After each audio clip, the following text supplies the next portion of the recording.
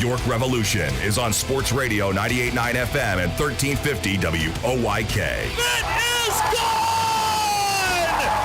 Game over! Revs Baseball is brought to you by Wellspan Sports Medicine, People's Bank, Shipley Energy, Heritage Lawn and Landscape Care, Brewery Products, Harvey's Rental, Racehorse Tavern, Flying Feet Sports Shoes, Kochman Kunkel Insurance Group, Dasher Investment Services, Smith Wealth Advisory Group, Royal Manchester Golf Links, Community Progress Council, Fast Signs, York County Bar Association, Philly Pretzel Company, Wolf's Bus Lines, Grand Falloons, PA Lottery, and by Downtown Inc. Nelly Rodriguez, a walk-off two-run home run! It's right there, he's got it, and this game is over! The Revs with a record-setting comeback! Now, with the call of today's game, here's the voice of the York Revolution, Daryl Henry. Good evening, everyone, from People's Bank Park here in downtown York. Welcome to game number 39 of York Revolution Baseball. Tonight, next to last game of this homestand as the Revs look for a series win, once again hosting the Kentucky Wild Health Genomes here on a fireworks night at People's Bank Park. Hi again, everybody. Daryl Henry alongside Jake Ness. Welcome to Revs Baseball here on a perfect Saturday night weather-wise. Huge crowd on hand tonight. And the Buck-a-Book participants wrapping up their pregame parade around the warning track as we speak. And some winners will be awarded some grand prizes, including bikes from Downtown and Company down on the field. And Jake, as far as the baseball goes, the Revs winning 2 of the last 3, and last night a 10-4 victory. A lot of folks contributed in a big way to that one. Yeah, and it was a bit of an interesting game because that top of the 4th inning, the Genomes took a 4-run inning to take the tie game back, and all of a sudden York was unfazed, put up 5 in the bottom half, and like you said, a lot of contributions, the biggest one being Carlos Franco, who we continue to bring up game after game, and rightfully so, took his rightful place at the top of the RBI lead tonight in the entire Atlantic League. And you know, it's nice to see this offense starting to click, and backed by some pretty good pitching as well, particularly from the bullpen last night. Indeed. Duke Von Schaman, 3 no-hit innings to start the game, and then after that 4th inning hiccup, the bullpen followed him. 4 relievers combined to allow nothing over the final 5 innings. And some of the audio highlights from last night, the Revs were the ones who jumped on top again early in the game. It was Nelly Rodriguez in the first. Pitch to him, swing and a high drive to deep right center. Moorer chasing it back. It is gone! Up onto the lawn in right center. And Nelly with an opposite field bomb. He parks one out of here in the first inning tonight. Home run number 5 of the season for him. And the Revs jump on top. It's 2-0. And then the big response, they built the 4-0 lead that the Genomes answered, but the Revs retaking the lead with a 5-run 4th, and the scoring started with Elmer Reyes. Breaking ball driven out to left field, back on it, PA. He looks up and it's off the nemesis. Nunez in to score, Lean right behind him. Elmer's into second with a 2-run double. Stokes moves up to third, and the Revs are back on top. It's 6-4. And then Carlos Franco adding on. Stokes on third, Reyes on second.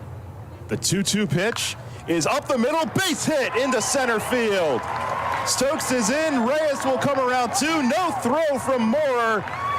Reyes in standing, a 2-run single by Carlos Franco. He's got 40 on the season. And the Revs, all of a sudden have put up a 4 spot and taken the lead back with authority. It's 8-4. And they weren't done there. JC Encarnacion adding on. Pitch number 90 is driven out to right center field. Back on it, Moorer. Back at the wall. Looking up, it's off the wall. Moorer on the ground. He hit it hard. JC will go all the way around to third. Franco in to score. Demetrius Moorer shake it up as he collided with the LED board. Trainers coming out. It'll be an RBI triple for JC Encarnacion. Now the Revs a 9-4 lead at that point, and kind of a stalemate until the 8th when Carlos Franco knocked in one more. Now the 3-2, and a swing and a smack at second, and past Becker, who went to backhand it into right. Jeffrey around third, the throw to the plate, he scores standing. Flying around third to score. Base hit for Carlos Franco. His third tonight. He's driven in 4 on this evening. And it's a 10-4 lead here in the bottom of the 8th.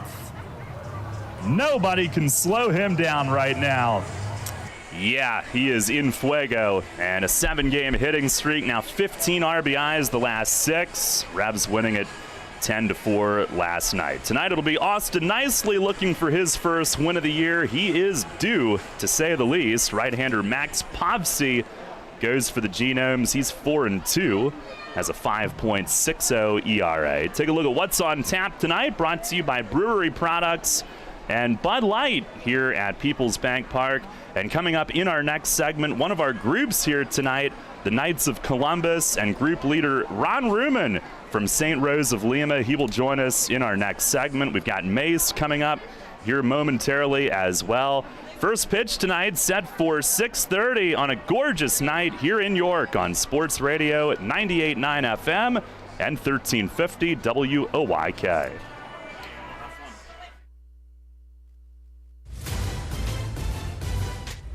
I'm Bridget Condon with NFL Network Now on the Westwood One Radio Network. Center Alex Mack officially announcing his retirement from the NFL, posting a message on Twitter that said in part, quote, "I am so grateful to the game of football and everything it has given me." Mack was a 7-time Pro Bowler over his 13-year career. Cowboys defensive end DeMarcus Lawrence recently said he wants to take back the title as the team's sack leader, but linebacker Micah Parsons doesn't plan to let that happen. Parsons saying, quote, "I'm sorry to tell him he's never getting that back." Parsons led Dallas with 13 sacks last season. And Vikings wide receiver Justin Jefferson excited for a new look offense under head coach Kevin O'Connell. Jefferson telling the USA Today, quote, "We had an old style offense last year. It's 2020. You get into a new age and move to a new generation." This has been NFL Network Now on the Westwood One Radio Network.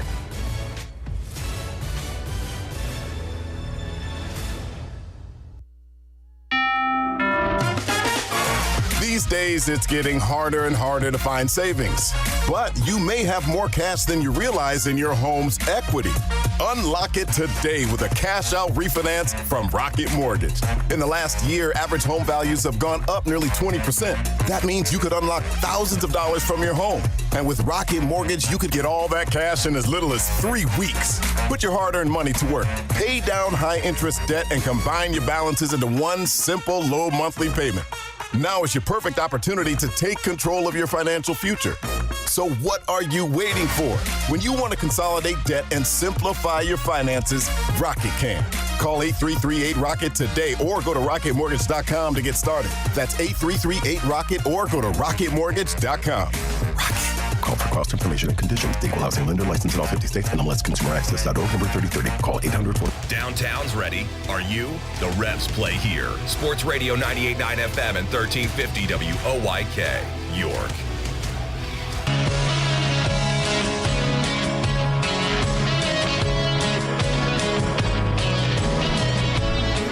Pre-game here from Peoples Bank Park tonight. Darrell Henry along with longtime pal and radio colleague Ron Ruman, who's back in the booth with me tonight. And Ron, it's great to see you. And we've got the Knights of Columbus here tonight as one of our group outings on this gorgeous night. So welcome in. Well, thank you, Darrell. It's great to be back with you and back on the airwaves of WOYK. It feels like home. Yeah, and it is. Absolutely. For a long time for you. And what are the Knights of Columbus for anyone that isn't aware? Yeah, the Knights of Columbus, it's a Catholic men's group, and it was founded in 1882 in New Haven, Connecticut by Father Michael McGivney.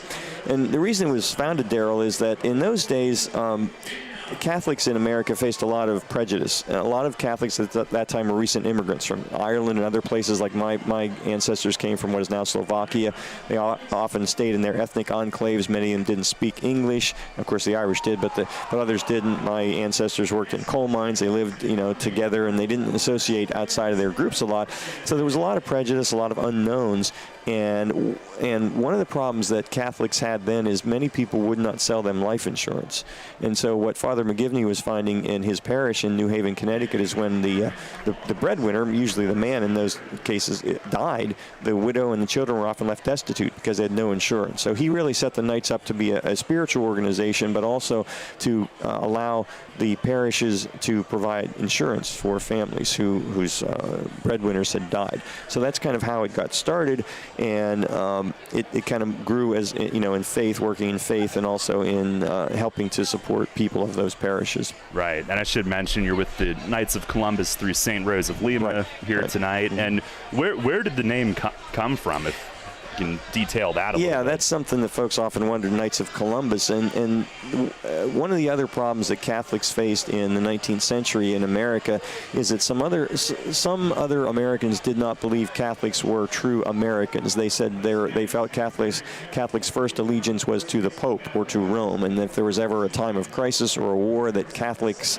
who lived here, who were Americans, would not support America. Their first allegiance would be to Rome and to the Pope. And so to help to dispel that, both for non-Catholics as well as to make the Catholics, many of them immigrants, feel more American, they chose the name Columbus as the discoverer of America, to really say, no, we're as American as anybody else. And so let's try and dispel the myth that, if you need us for anything, we're here as much as any other patriotic American would be. And what do the Knights at St. Rose do here in our community locally? Well, sure. And the Knights in our community, we do a lot of work around the parish. That's probably our first assignment, is to support the pastor in whatever he might need around the parish. So we do a lot of work there. We clean the church weekly. We help outside, like once a year we'll do mulching and that sort of thing. We help at special ceremonies as called on by the pastor. We do a lot of social activities. We have a couple of chicken barbecues over the summer. We have a monthly pancake breakfast at our parish center after Mass on Sundays. Usually the first Sunday this month. It's next week because so many of us are here tonight. But we do that once a month, and we have during Lent on Fridays we have seafood dinners. Those are open to the public, and we have a lot of folks that I see who aren't Catholic or don't belong to St. Rose who come to those. So we encourage everyone to come and visit. It's a great place to meet friends, make new friends, and our seafood dinners are kind of renowned. So we have that. We do those sorts of things. And of course we have about 100 of us here tonight at our second annual St. Rose Night at the Revs, and we have the perfect night for it. So we're really happy to be with the Revs, another great community organization. And outside the parish there, we work in the community. We provide a lot of help to the Women's Care Center, which is right across Richland Avenue from St. Rose, which is at the corner of Richland and Market in the western edge of the city. Provide a lot of help from them to just help around the property there. We help at St. Rose School, and York Catholic is needed. We're big supporters of Special Olympics. The Knights, both globally and here in York, have been supporting Special Olympics for decades. We raise funds for scholarships, and this past winter we purchased and distributed dozens of winter coats through the Coats for Kids program in 3 different school districts: Southern York County, West York, and Central. So within the parish, but also within the community. That's great. And for anybody that might be interested in more information, how to join, how much of a time commitment is it, where they can get more information? Yeah, and that's a great question, because I think a lot of folks are hesitant. They say, I'd like to be part of it, but don't have a lot of time. What we asked Daryl is for folks to give us 12 hours a year. That's a year. Help out at a couple of our chicken barbecues, a couple of the pancake breakfasts, come to 2 or 3 meetings. Our meetings are the first Tuesday of the month at the parish center, about an hour, and help at 1 or 2 events throughout the year. So if you can do that, if anyone out there is listening, you're a member at St. Rose, you'd like to be, it's a great time. We have a lot of fun. We do things like coming to the Revs games. We have a lot of fun, but we really ask for about 12 hours a year. That's it. So, and the organization's open to any Catholic man age 18 and over in good standing with the church. And folks can join online. They can go to kofc.org on the internet, and click on the Join tab at the top of the page. Or you can contact our local council if you go to the parish website, and that is St. Rose of Lima, YorkPA.org. And Saint is spelled out. It's S-A-I-N-T. So St. Rose of Lima, YorkPA.org. And you scroll down to the second page on our website. You can look for parish ministries, and you can get in touch with our local council there. So we'd love to have you folks. It's not a big time commitment. Really, you get a great feeling in the parish and the community, and we have a lot of fun. Yeah, well, and great to have you and your group here tonight. I believe you're in the picnic area, right? In the home run patio. Awesome. Yeah, I'll be keeping an eye. Hopefully we hit some out that way. Yeah, we're looking for it, and we were here last year, and we had a great time, so we came back, and it's one of our most fun outings of the whole year. Awesome. Awesome. Well, Ron, and great to see you again. You too, Daryl. Yeah, great to have you in here. Ron Ruman, Knights of Columbus, St. Rose of Lima. They've got their group outing here tonight, and he joins us here in the pregame. We will take a quick break and hear from Mace on the Racehorse Tavern Manager's Report up next. Catch the Revs all season on Sports Radio 98.9 FM and 1350 WOYK. First in York, first in sports.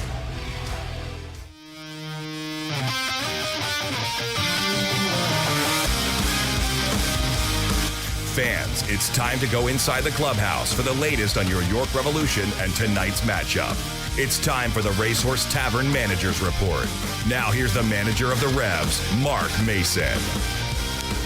All right, Mace. Well, good win last night. Let's start with this. It's not against Lancaster, but 4 hit by pitches last night. I know we don't want to go down this road with another team, but does just the overall body of it just get really irritating at some point, how often your guys have been plunked?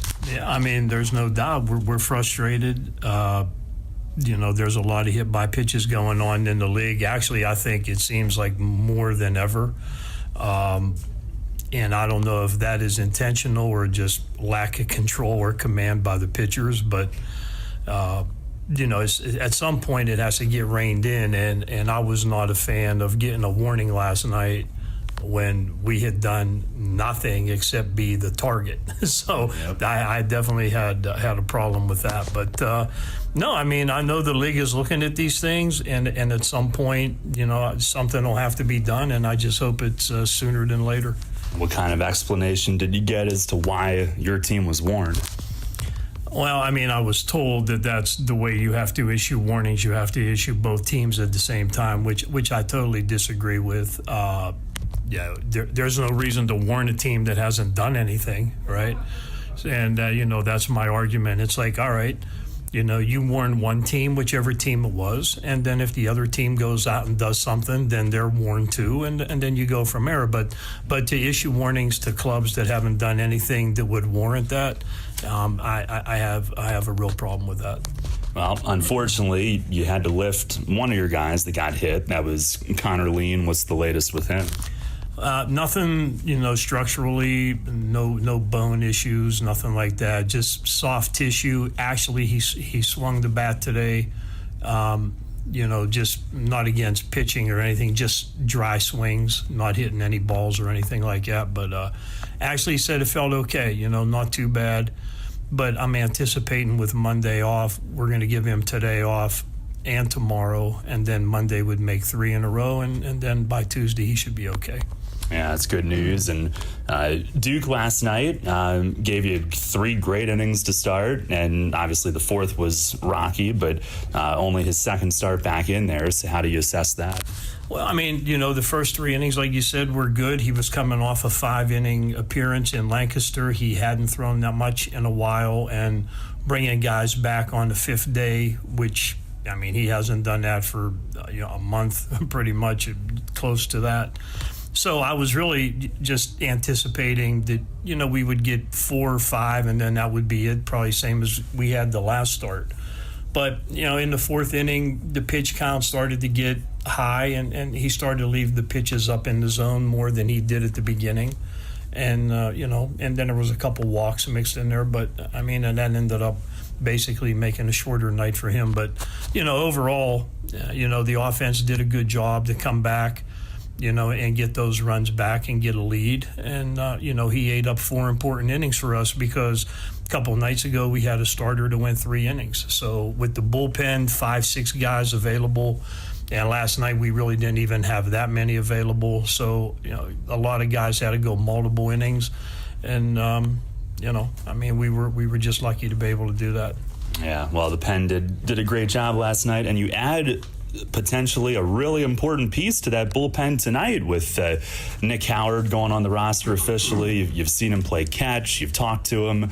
What is everything you can tell us about him up to this point?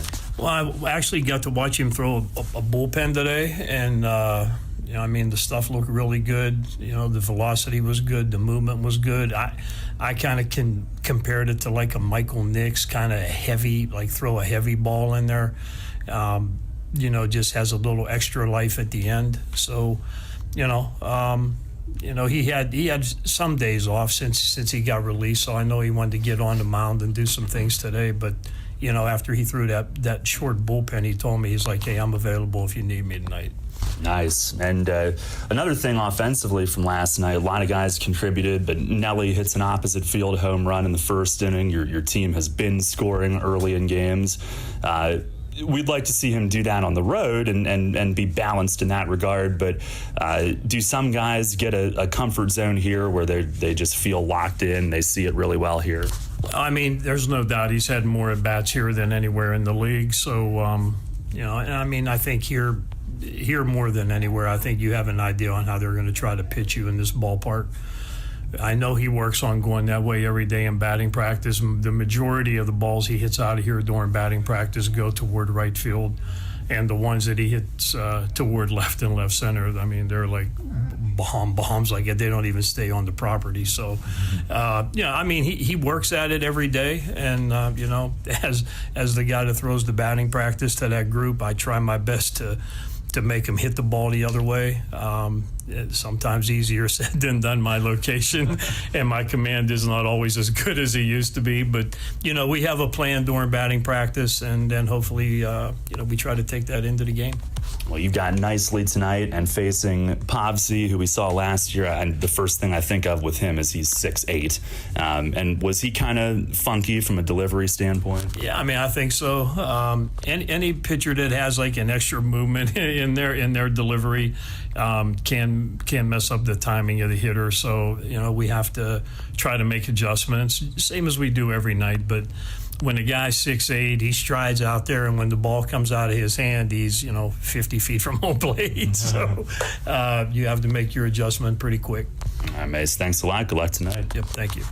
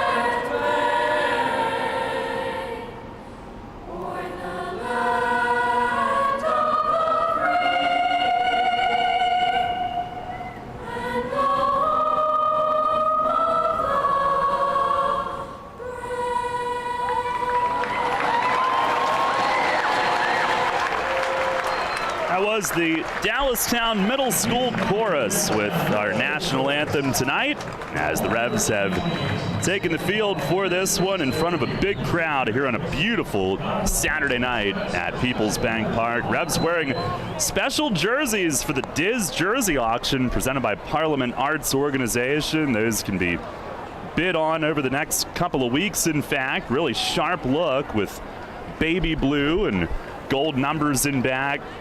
And Austin nicely beginning his warm-ups. The lineup tonight for the Genomes, it is brought to you by Flying Feet. They will have Luke Becker at second base leading things off. Jimmy Paredes, the third baseman, hits second. Chris Shaw at first base bats third. Moises Sierra in right field will hit cleanup. Felix Pie, the big league vet, in left field hits fifth. Samir Dueñez, the designated hitter, is batting sixth. Chase Velo will be behind the plate hitting seventh. Cleo Luis Rondon at shortstop hits eighth. And Anderson Miller in center field bats ninth. Again, Becker, Paredes, Shaw, Sierra, Pie, Dueñez, Velo, Rondon, and Miller for the Genomes. And that lineup facing Austin Nicely, who's just about ready to go tonight, says one more warm-up. He is 0-5 with a 6.98 ERA in 7 starts. But, Jake, the last 4, he's pitched well enough to win in at least 3 of those 4, and hopefully tonight is the night. Yeah, ever since that first start out in Staten Island in the beginning of May, he's really turned a corner suddenly. Past 2 starts, 13 strikeouts, no walks, and you date his last 5, 26 strikeouts to 4 walks. He's a guy that's going to give you innings, and he's going to pound the strike zone, and it's just a matter of the run support lining up for once.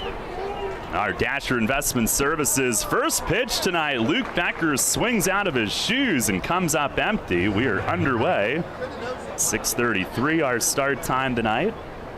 As the switch hitting Becker is bumped up from 5 to 1 in their order tonight. The 0-1, and it misses down and in. He's hitting .275, 6 home runs. Is batting just .233 from this side of the plate. As nicely tries to smooth out the landing of the mound, goes to the spike cleaner. Revs with those baby blue special jerseys tonight. They're wearing the white hats. Pitch is swung on, chopped to third, 1 hop right to Franco. He's in the game, fires it across, 1 away. Well, nicely, his first 3 starts this year, a 15.88 ERA. And he can only joke about it at this point. He's usually good for some good self-ribbing about that. The last 4 starts, his ERA 3.45. But only he can joke about it. Well, but he does. He's gone at least 7 in each of the last 4, giving up 3 earned or fewer in 3 of those 4. And here is Paredes, who takes the first pitch strike. The last 2 starts, again, no walks. There's the wind, the pitch, and a swing and a bouncer hit softly. Franco's gonna have to charge. He gloves on the run. He fires and got him just in time. Paredes not getting down the line great. His helmet fell off. Tried to leg that one out, but could not beat Franco's arm. 2 down. Carlos handles the first 2. Yeah, and put into perspective how much Carlos had to go in for that ball. His momentum basically took him all the way to first base. He was almost face-to-face with Nelly afterwards.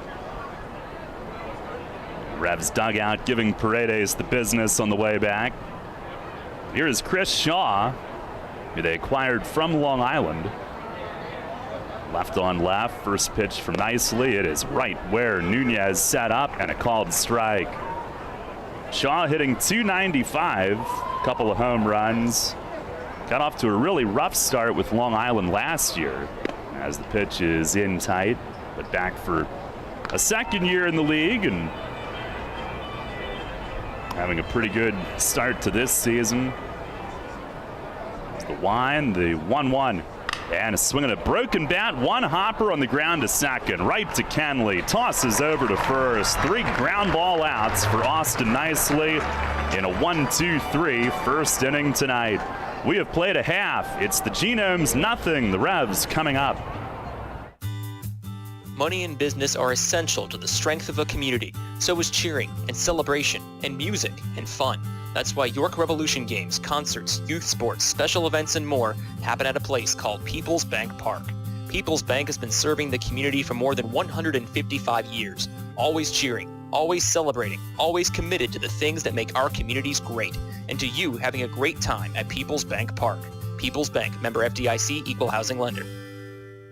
April showers means May flowers. As spring blooms and lawns are growing, so are we at Heritage Lawn and Landscape Care. Our team at Heritage Lawn and Landscape Care is growing, and we're seeking qualified candidates to grow with us. Join our world-class team-based environment and get your foot on the lawn of a new career with the leading provider of lawn care, tree care, and landscaping services in York, Adams, and Cumberland counties. Be part of our team. Find out more at heritagelawnandlandscape.com. Hey, Fred, did you see that Shipley Energy was hiring CDL drivers? Really? My buddy works there. He's been driving for them for over 20 years. Must be a nice place to work. Yeah, I saw online that they're hiring transport drivers and propane and heating oil delivery drivers. Do you need to have a hazmat? Nah, they'll help us get one. They also give 4 weeks vacation, benefits like healthcare, and we'll get to be home every night. I'm going to check it out tonight. Yeah, man. Go to shipleyenergy.com/drive and apply. It took me less than 5 minutes. I'm pulling it up on my phone right now. This is Hall of Fame third baseman Brooks Robinson. Catch York Revolution Baseball right here on Sports Radio 98.9 FM and 1350 WOYK. First in York, first in sports.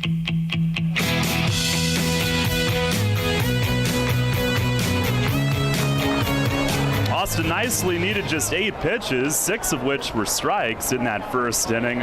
And the Revs coming up against Max Povsey. Here's the York lineup tonight, brought to you by Flying Feet. Troy Stokes Jr. will lead it off. He's in right field. Elmer Reyes at shortstop hits second. Melky Mesa back in. He's in left. Cleanup man, Nelly Rodriguez at first base. Carlos Franco, the hottest hitter in all the land. He's at third base, batting fifth. JC Encarnacion in center field will hit sixth. Josue Herrera DHs and bats seventh. John Nunez will catch and hit eighth. And Jack Kenley at second base bats ninth. Against Stokes, Reyes, Mesa, Rodriguez, Franco, Encarnacion, Herrera, Nunez, and Kenley. Facing Povsey, who with 4 wins is tied for 5th in the league in wins, 4-2 with a 5.60 ERA and 7 starts. 35 and a third innings, 51 hits. Opponents hitting .333, but he's only walked 11 and has struck out 32. 3 home runs given up. Lefties hitting .407, righties .287. And Stokes will be the first to see him. Here's the first pitch from the Beanstalk tonight, and it misses a little bit high. He is 6'8", and he's all legs. He is very thin, I guess, as he nods yes, fires, and a swing and a pop-up. First base, it is Shaw moving past the bag into the coach's box. Sandy vacates, and Shaw makes the grab for out number 1. Lanky, perhaps? That's a word you could use for it, and there is some funk in that delivery as well. It's a little tough on righties, especially early in the game with the shadows. He is listed at 6'8", 200. And here's some food for thought. He is tied for their team lead in hit batters this year with 6. Here's Elmer. He takes a first pitch strike. The Genomes have hit 37 batters and have only been hit 14 times. There's the rub. I wonder how long that would last. It's the 0-1, and it's down low. Not necessarily here, just, as they go on and play teams that aren't the Lexington Legends for once. See how well they tolerate that. Yeah. The wind and the 1-1. Swing and a drive the other way in right field. Sierra chasing back. Oh, he runs it down and jumps against the People's Bank Park sign. I guess for the photo op. He reached out, full extension across his body, made a great running play, and then spread himself out like he was flying and jumped into the wall padding for out number 2. He was excited.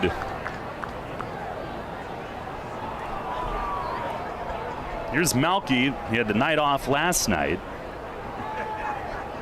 Povsey with the pitch. Breaking ball. It's a called strike. And to go back to your previous point, there's 2 teams in the league that have hit over 30 batters. 37 for the Genomes, 36 for our good friends across the river, and then 27 is the next most. Oh, color me flabbergasted as Povsey misses inside with a curve. Apparently 2 shattered helmets in Staten Island this past week. That's what we hear. There's a rub for you. There's the wind, the pitch, and a swing and a pop-up foul, back and out of play. And those were Ferry Hawk helmets that were shattered. So in other words, by hit by pitches in the head by Lancaster pitching. Malky tied for 6th in the league in ribbies with 30. 4 home runs. Here's the 1-2. And it misses down and away. Velo behind the plate tonight, over to block it. Carlos Castro not in their lineup tonight. And in addition, the Revs are second in the league being hit by pitches. I don't think that should surprise anybody. Southern Maryland's been hit 10 more times. They've been hit 44 times. The Revs 34. Probably wind up the 2-2. And a swing and a ground ball tight to the line, but foul down past third. It seems like hitting the ball well is offensive in this league to some people. Yeah. Yeah.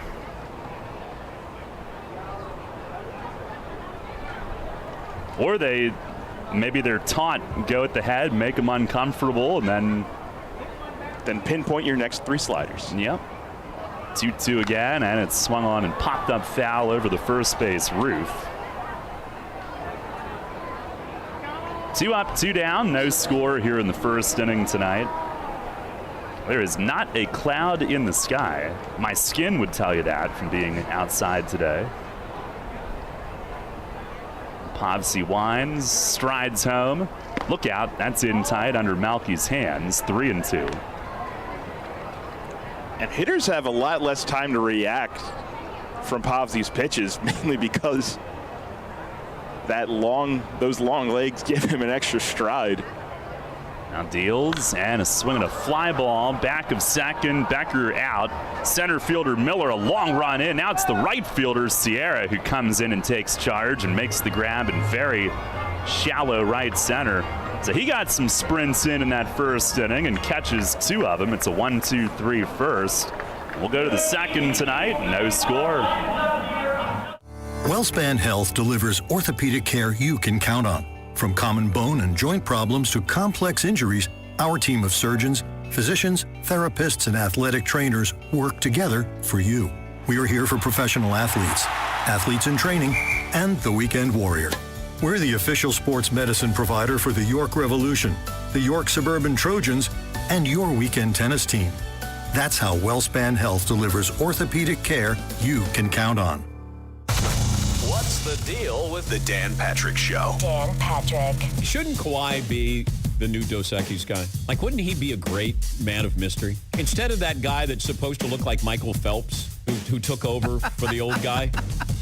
Yeah, I thought it was one of that was like, hey, how about we get a guy who looks like Michael Phelps as the most interesting man in the world? Kawhi would be great because he's so deadpan. Dan Patrick, mornings at 9 on Sports Radio 98.9 FM and 1350 WOYK. What recreational sport is sweeping the country? It's pickleball, a blend of tennis, badminton, and ping pong. It's great fun for everyone, young and old. Where can you find the right footwear for pickleball? Flying Feet. Flying Feet sports shoes, of course. Come try Acacia, the official footwear brand for USA Pickleball. The Dink Shot and the new Signature Pro models are both designed exclusively for pickleball. It's time for you to get onto the court, but stay out of the kitchen with Acacia Pickleball shoes. You'll find them now at Flying Feet Sports Shoes, 1511 Mount Rose Avenue in York. Cannonball Charlie's ready. Are you? The Revs play here. Sports Radio 98.9 FM and 1350 WOYK, York.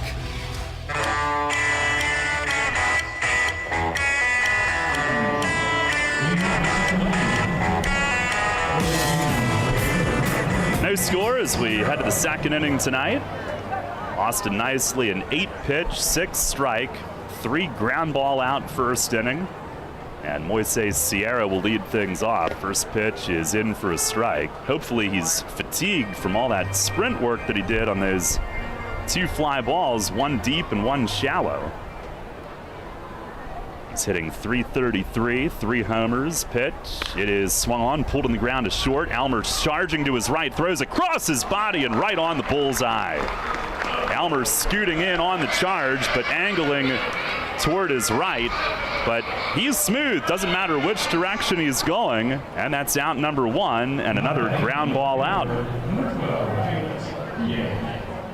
By the way, our weather tonight brought to you by Heritage Lawn and Landscape Care. The board says 84 degrees. It's about 80, truth be told. And the sun splashed, very clear, a little breeze left to right. Here's PA, left against left, and nicely starts him with a strike. And we mentioned the Revs special jerseys. The Genomes have gone to black tonight with pink numbers, baby blue lettering in front. This one poked on the ground up the middle, and Reyes tried to slide to his left, couldn't corral it. Slaps the ground, disgusted that he didn't come up with that one. It'll be a base hit for PA going up the middle. First base runner of the night. Umpiring crew tonight, Ruben Ramirez, the balls and strikes. Fred DeJesus at first. Silvio Martinez with the forearm all wrapped up, but x-rays were clean on him. He's the umpire at third base. He got drilled in the 8th inning last night. 1 on, 1 out. Here's another left-hand hitter, Samir Dueñas, the DH. 6 games played, hitting .375. First offering is just inside.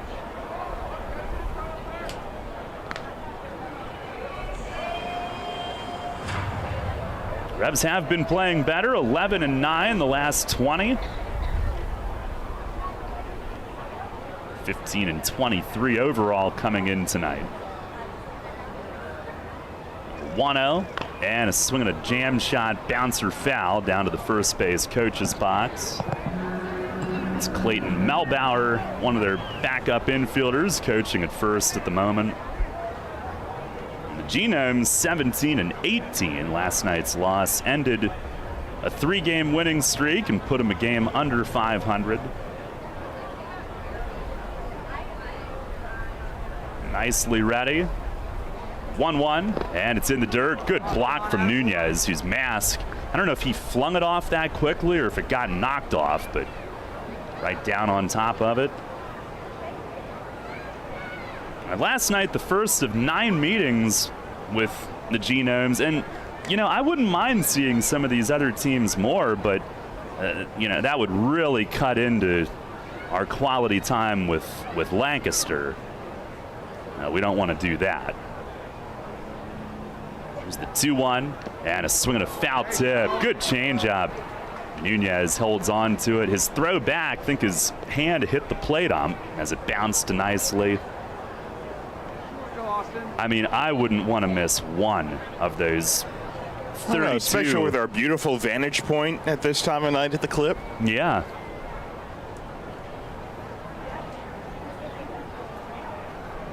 Nicely set. And the 2-2, it is down in the dirt again. Nunez wears another one. Nicely delivering right now, out of sunlight, right into the shadows that are slicing right through the heart of the pitcher's mound. These Barnstormers got a load of the Blue Crabs last night, losing 9-5. And see if they hit anybody. I'm going to see how many home runs those lefties hit on the short porch. Payoff. It is bounced toward first. Oh, it took a skip and shot foul. I think Dueñas assumed it was foul. It looked like it would have been fair, but it hit the grass cutout inside the line, changed direction. Nelly reached in front of the bag and grabbed it in foul territory. We'll do it again.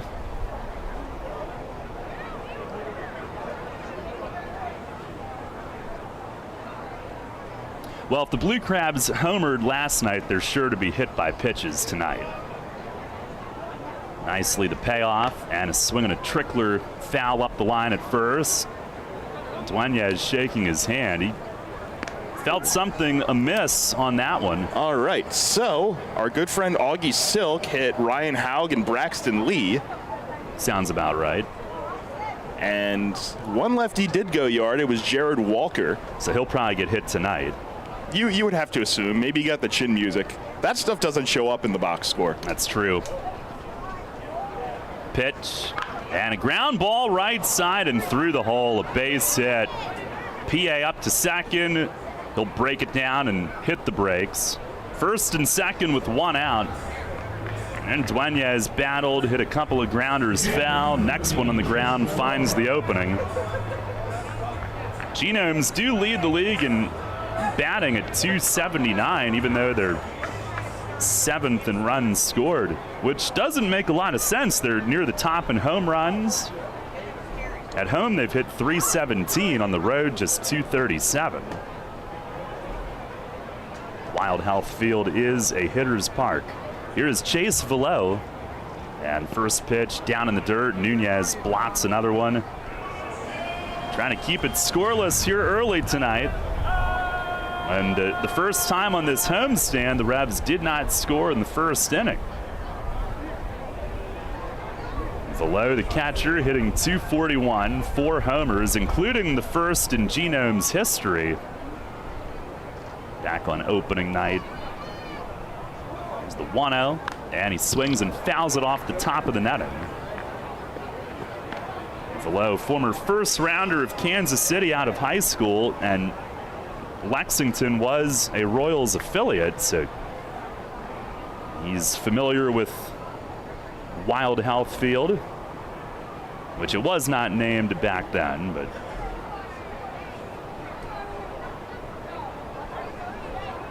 nicely, couple of looks, deals, and misses high with it. 2 balls and 1 strike. Wasn't it just Legends Field for a long time? Just for the first year. It was, I think, a bank before that. Well, we know all about that here. Yeah. Pitch. It is down and in. I think it started with a W. Oh, sorry. Legends Field is in Kansas City, where the Kansas City Monarchs play in the American Association. Last year it was Lexington Legends Ballpark. It's very creative. But it was, I think, a bank before that. 3-1. Man, this one popped right up the chute. And it's Nelly from first coming over toward the Revs dugout and steps back, and he's got it, had plenty of room. Guys on the top step were all heading under the roof. They weren't sure. But Nelly had plenty of room in front of the first base coach's box. That's out number 2. So it started as Applebee's Park. Oh, I could get behind that. That was 2001 to 2010, and then Whitaker Bank for the next 10 years. I like the Applebee's Park. We get ATMs for People's Bank and they get Applebee's. I could get behind that. As long as it's the twofer. It's an Atlantic League staple. Here's Cleo Luis Rondon, switch hitter batting right. First pitch is down and in. You know, this week I might order some of those Long Island teas. I mean, it's probably just normal tea, just named after where we are, right? Yeah. Yeah. So I'll probably get like 5 of them. No, I'm just kidding. Nicely steps off. Now we're just getting silly. I mean, you probably get silly after maybe 2 of them. Maybe 1, depending on how strong they... A little more than that. But yeah, it depends on the barkeep.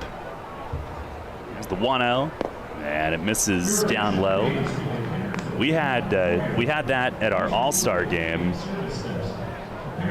gala in 2019, and I know somebody who, and it wasn't me, got fixated on the Litz that night, the Long Island teas.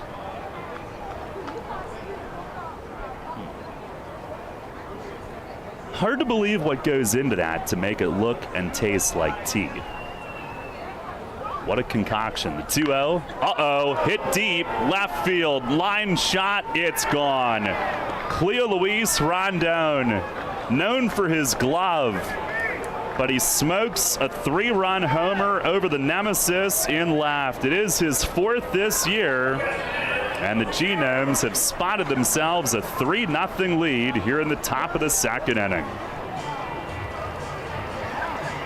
Known as a slap-hitting, slick-fielding middle infielder, but he gets a hold of one here. And that's what we've seen a lot of this year. A couple softly hit balls that find the outfield, and then a few batters later they come across on the long ball. And what a shame. 2 ground ball singles and then I guess 1 mistake, and they've got 3. Here is Anderson Miller, who checks and held off on the appeal. Ball misses low. Now the Revs in an early hole tonight, but plenty of time. Here's the 1-0. And a broken bat, Squibber on the ground to second. Kenley comes up a couple of steps, fields and throws to first, and that ends the inning. But the Genomes put up 3 on 3 hits, nobody left. We played an inning and a half, 3-0, Kentucky Wild Health. I felt like my well-being was tied to the morning stock numbers. I wanted to invest, but grew tired of the stress of potential losing it all. A friend of mine suggested I talk to Tom Dasher about a fixed index annuity that could be a stable option while still seeing potential growth. Tom has been helping folks here in York County for over 30 years. Give him a call at 717-487-2096 to see if he can assist you. Tee off this season on the best layout in Pennsylvania and experience Royal Manchester Golf Links, bringing you to the coast of the British Isles while never leaving your backyard. Our unique Pure Links layout in the rolling hills of York County gives golfers an experience like none other, featuring 18 pristine holes with picturesque views of the countryside and consistently ranked one of the top public courses in the state. Also offering outings and event bookings. Book your tee time today at 717-268-0490 or nab our online specials at RoyalManchesterGolfLinks.com. Hey man, I know how you feel. That guy down the street, the one with the fancy lawn, those weekend get-togethers, the big family barbecues, and the barefoot kids and wife outside working on her tan. Hey, it's no secret. It's greener on that side of the fence. It's Heritage Lawn and Landscape Care. Greener grass on your side of the fence is just a quick phone call away. For world-class care right in your backyard, call Heritage Lawn and Landscape Care, 717-292-9994. Get the latest on the Orioles with the Baltimore Baseball Show, hosted by Dan Connolly. Mondays at 6 on Sports Radio 98.9 FM and 1350 WOYK.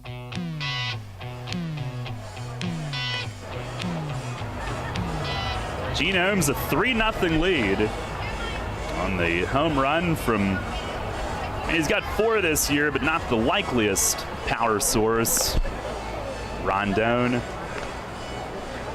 And the Revs coming up, looking to tee off tonight. You can too at Royal Manchester Golf Links. Play the best layout in PA on the area's only Pure Links course. Book online at RoyalManchesterGolfLinks.com. Update on that Lancaster game. It's good to know that Kelly Dugan is not the only one, the Revs are not the only team that have felt the wrath of Kelly Dugan. He just hit his 13th of the year. Armstrong was up 2-0 at the clip against the Crabs. Was it a 2-run shot? It was a solo shot. He went back-to-back actually with Andretti Cordero. But he is now tied with Hawkins for the league lead in long balls. Oh, that's precious. Here's Nelly who leads things off. And Popsy's first pitch in tight. Makes Nelly jump back. But with it being a solo home run, Franco still leads the league in RBIs at this moment. As it stands, yes. It's the wind, the 1-0. And it is a little bit low. That might have to be a race we track every single day now, the RBI race. At this point, Franco on deck. Nelly, who homered in the first last night, his 5th this year. 2-0, and that's inside. It'll be the 98 home run race all over again, just without the roids. Yeah.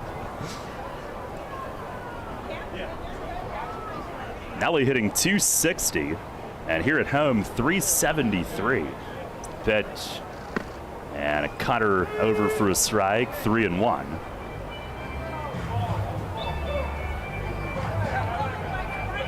Franco and Encarnacion will follow.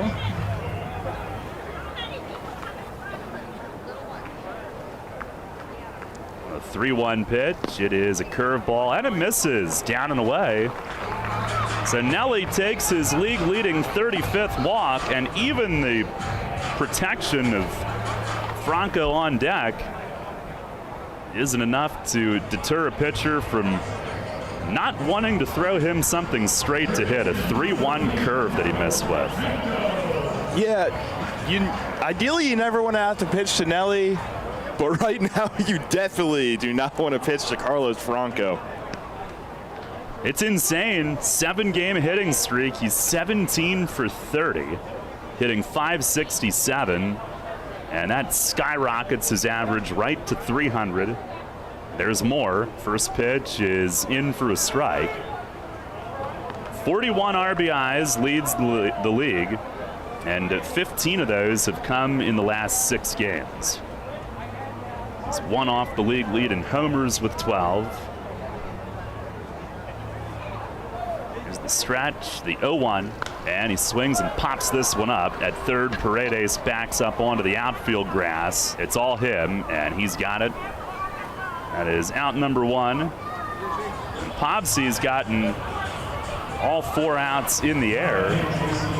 Nicely, he's gotten 5 of his 6 on the ground, but the one that was hit in the air one of the ones hit in the air went over the fence. 3-0 Genomes here in the second. And here is JC. Big RBI triple last night. He's hitting .320. First offering, curveball, and it hooks way outside and gets under the glove of Velo. Nelly will move up to second.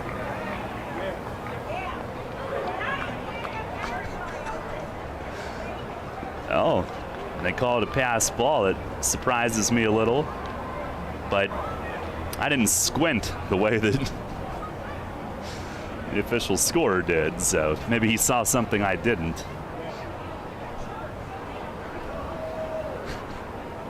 Nelly at second with 1 out.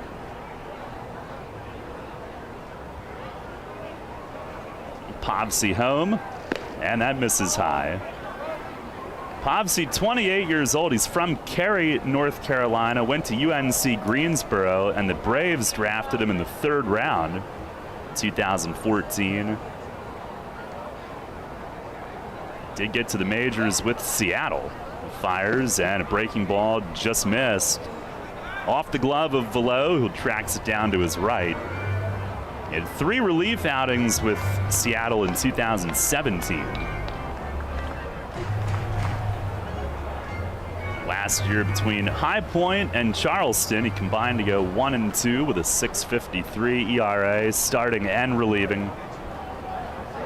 Now fires on 3-0. It's over for a strike. JC taking all the way. In his minor league career in the Braves and Mariners systems, 1 game under 500, mostly a starter, .425 lifetime ERA. Deals, and a swing and a miss. JC let it rip on that fastball. Pobsey back to run at full.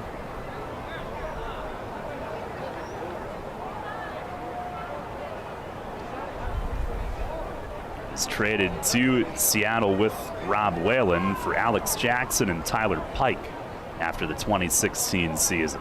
Pitch to Encarnacion. It is just outside. Close take. Pobsey wanted it, has a few words. And the second walk of the inning puts 2 on for Herrera. What say StatCast? That is what we are checking out now. Sorry. The internet. Yeah, I know. Wait for it. Still waiting. Still waiting. You probably will be for a while. Oh, no, I think we got it.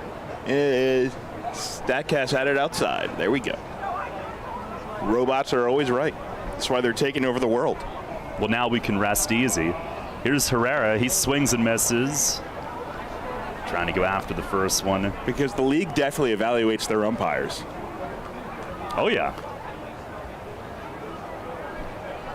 Maybe they use that same system Major League Baseball does that had Angel Hernandez at 97% in that Phillies game. Well, they might want to ditch that system. Here's the 0-1. And a line drive to right field. It is down for a hit. Nelly had to make sure it wasn't caught. It was hit at Sierra in right. So everybody up a base, and they're loaded as Josue hits one hard, a line single to right.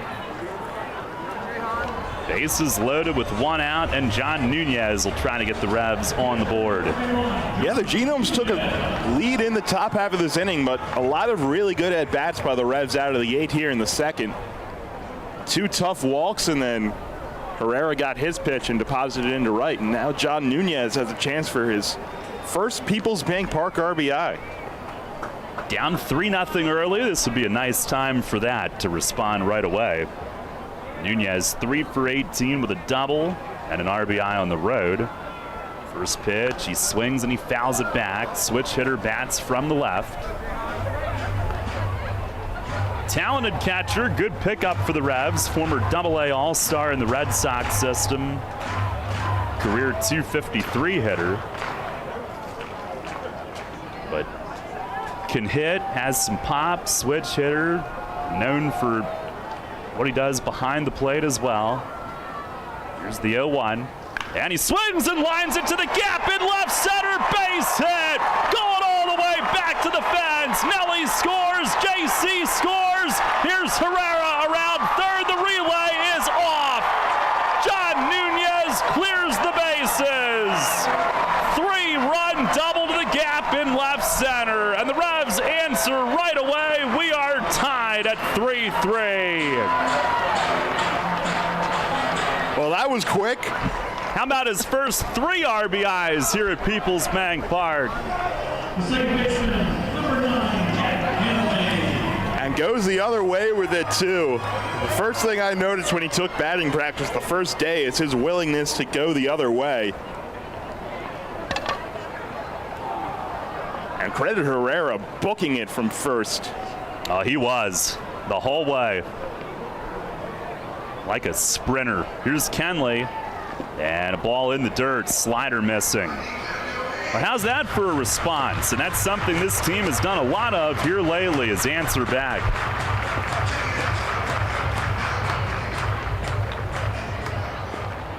They're trying to get nicely his first win tonight. Jack was saying that earlier today, like, how does he not have one yet? 1-0, that misses high. Trying to make tonight the night for one of their top guys. Well, his season has basically gone the way that the Rev season started, basically. Whenever the pitching was there, the offense wasn't, and vice versa.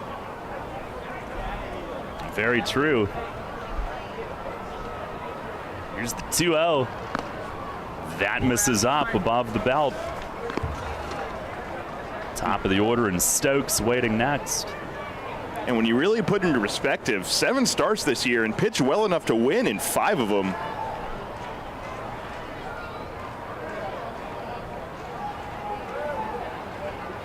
(3-3) here in the second inning. The pitch to Kenley. It is on the inner half, a called strike. Jack hitting at .241, a home run and 13 knocked in. Pounds his cleats as he stands back in. I like that gray bat. Here's the 3-1. Swings and rips one off the glove of Shaw at first, and it goes up the line. Nunez around third. He'll hit the brakes with only 1 out. It's a base hit for Kenley, who ripped it. And Shaw, reaching toward the line, had it hit the heel of his glove. Now, he did prevent a run for the moment. That thing could have gone all the way down the line, and it went just a few feet up past first. But Kenley with a knock, and here comes Eli Villanueva, tomorrow's starter, and their pitching coach for a mound visit. Yeah, a lot of player coaches in this league, particularly pitching coaches, really no days off. Should we, like, by default call Malky one? I mean, he's the captain. I guess we can just call him that. He was right next to Mace, top step of the dugout last night. Sanabi is like a extra set of eyes for his pitching teammates.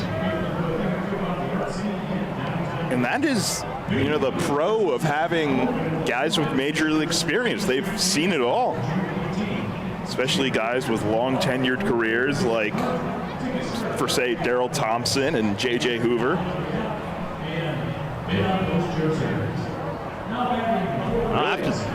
After the visit, Stokes a chance to give York the lead here.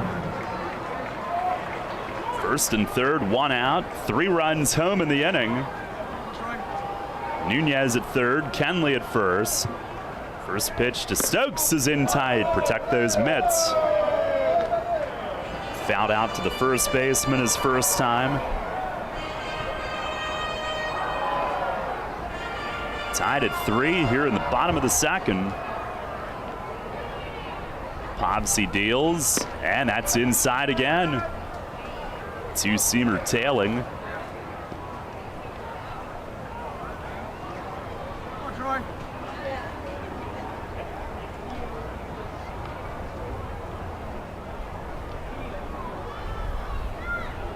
Now the 2-0, and it's high. We've got 2 walks and 3 hits in the inning.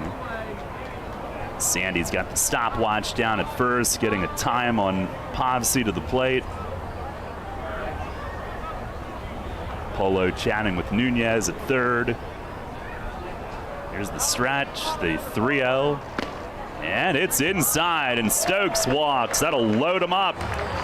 And after the pitching coach visit, Povsey misses with 4 straight. Third walk of the inning. And this is very strange to see out of Povsey. He came in basically a 3-to-1 strikeout to walk ratio, only 11 walks coming in.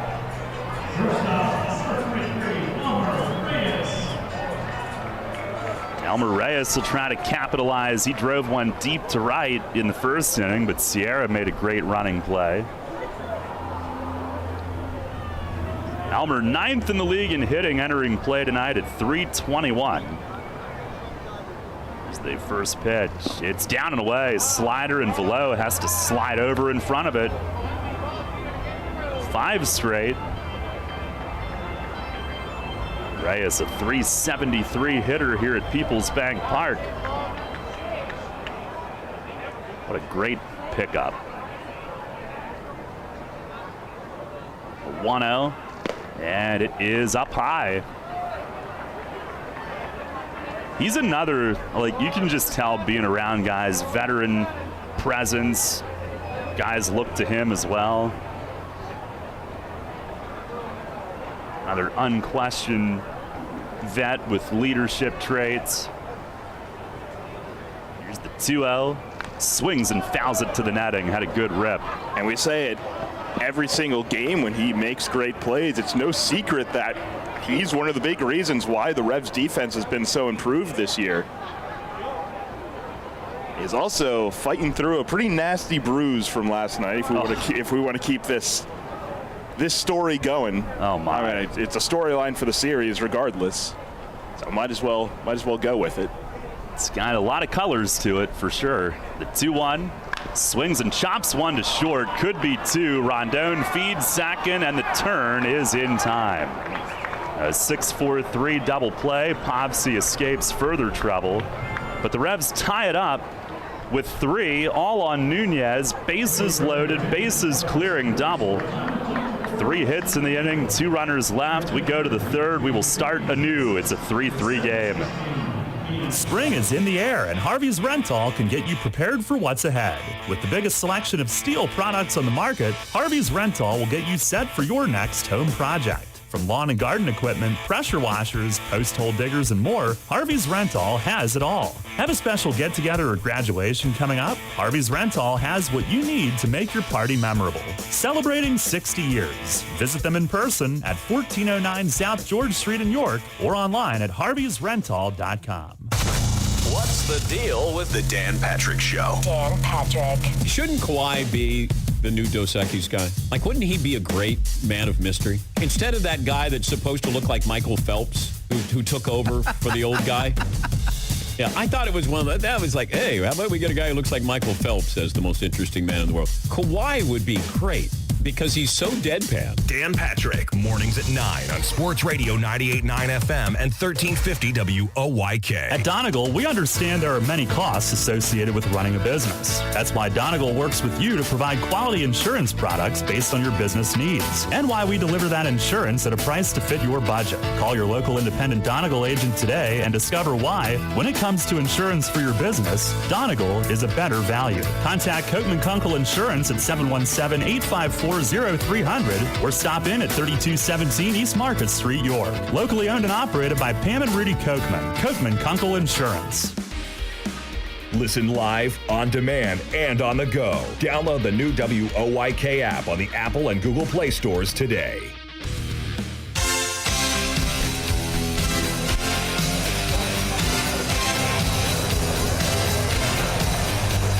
Head of the third, we are tied at 3. Big answer from the Revs.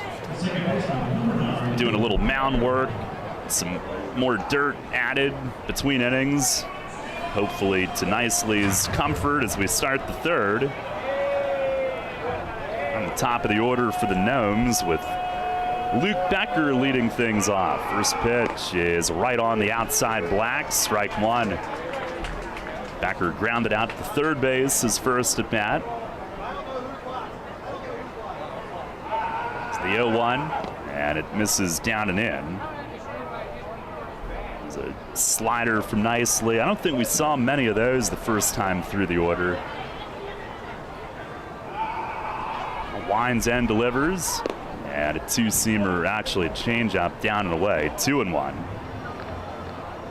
Yeah, a lot of times a starter won't introduce a pitch until the second time through the order just to show that they have more in the tank. Now this one finds the spot outside black. Strike called to even it up. Fastball at 89.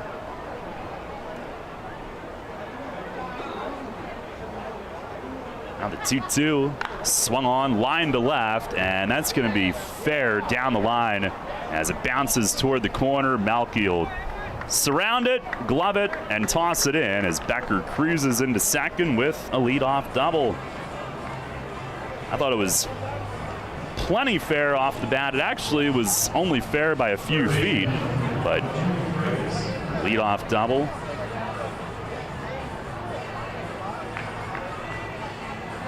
And here is Jimmy Paredes, who grounded out to third his first at bat. Genomes with their fourth hit. And we have a dragonfly in the booth. First pitch, breaking ball, driven in the air in center. Encarnacion hustles over toward right center, and he is there. Makes the grab. Becker tags from second, and that'll move him up to third base. One away here in the third. Somebody's using their walkie-talkie near us, which is why we hear the interference. There we go. Here's Chris Shaw, who grounded out to second his first time.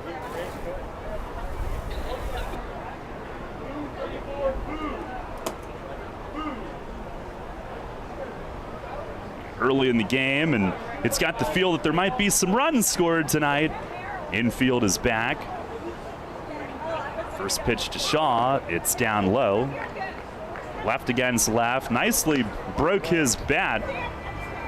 Jammed him, got him to ground out to second in the first inning.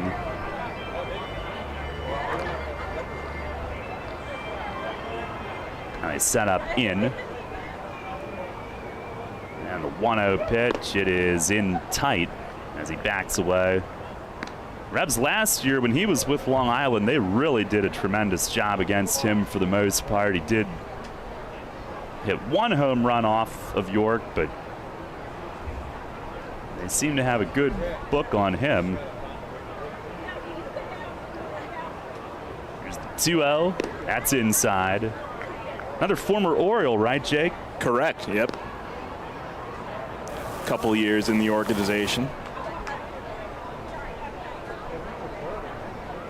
Are there any that you would not remember?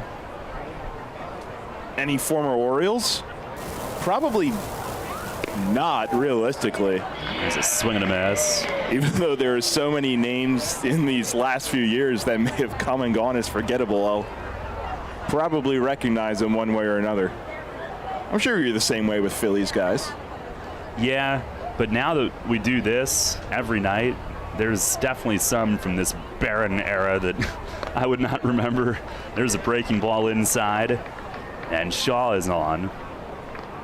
Every rev, though, I think I would recall. It's Nicely's first walk tonight, first and third for Moises Sierra. This is first in his last 3 starts as well. He's came into the night. 13 Ks, no walks in his previous 2. It was over 14 in the third innings. First and third, 1 out. And Nicely the pitch, just swinging a pop foul back over the roof. Apparently somebody installed some glass up on the roof. So that foul ball is brought to you by Window World. Sierra grounded out to short his first time. Another one of those would be great right here. Pitch. It is slapped on the ground, but through. Base hit into left. And Becker scores. It's 4-3 Genomes. He chopped it on the ground, but this time through the opening. RBI single into left. Shaw up to second on it.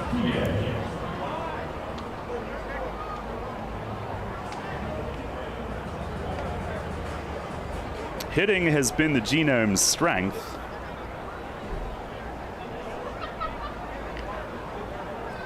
They are 9th in team ERA, 10th in defense, but number 1 in team batting. Here's PA. First pitch is down low.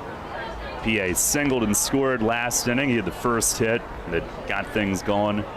But if last night's any indication, the Revs have proven that they can hang in a slugfest with anybody. Now your ground ball can still get you out of this inning as well. It's the 1-0 and a swing and a miss. Fastball down and toward the outer half. PA pulled off of it. 90 on that one. 4 runs, 5 hits for the Genomes. 3 runs, 3 hits for York.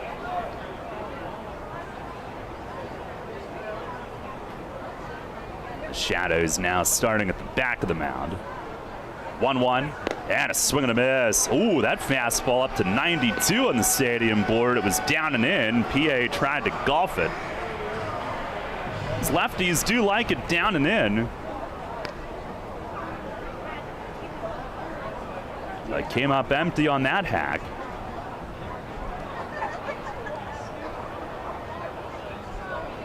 Outfield straightaway against him. 1-2. It is pulled on the ground and through the right side. That's a hit. They put up the stop sign at third as Stokes fires it in. Shaw is held and the bases will be loaded as PA yanks one into right field. 2 for 2 tonight.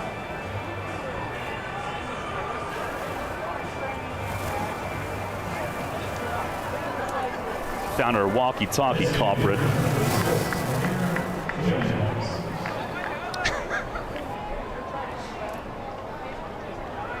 Here is Samir Dueñez, who singled and scored last inning.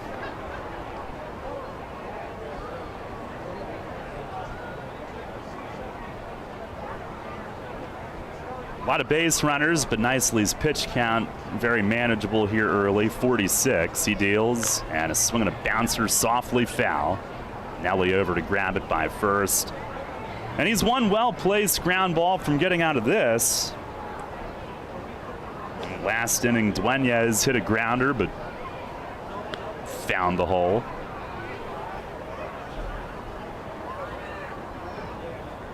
He got 6 hits tonight. 4 have been ground balls that have found the hole.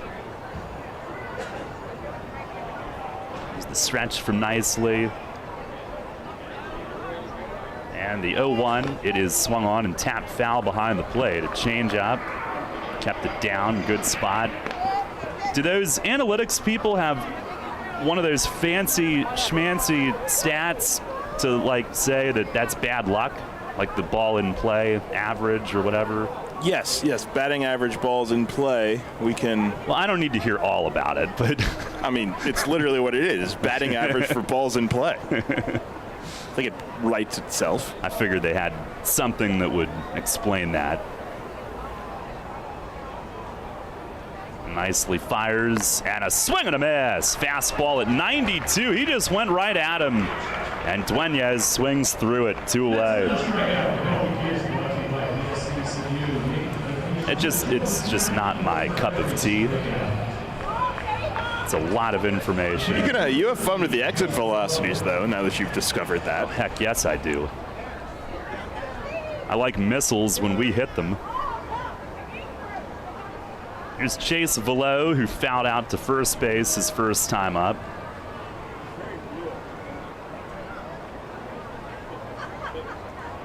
Nicely delivers, and a swing and a chopper foul, third base side.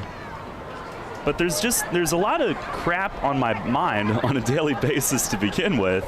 I don't need. I mean, there's like, well, I shouldn't. I don't know. Are there like 30? Is 30 a good number of new stats that the analytic? Probably more than that. I mean, there's a stat for everything. Yeah. And teams are secretive about, I mean, they've got their own stuff they track. Here's the 0-1, and it misses away. Well, it's secretive until who hacked into Hughes' computer system, the Cardinals and Astros? Yeah, but I think that was scouting stuff. I think that was prospect information. But you never know. I'm now scouring the internet to try to find this BABIP. Now look what I did. Here's the 1-1. That is outside.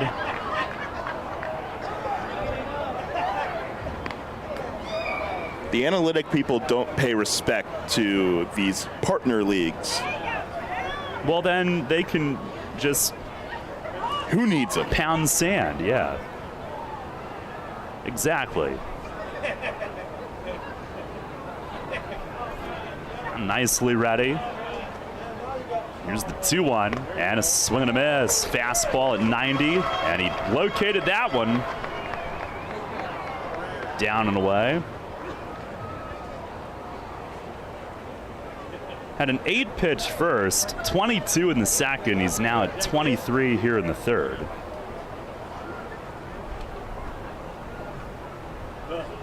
Bases loaded, 2 outs, 2-2 pitch is fouled to the netting. And Velo stays alive.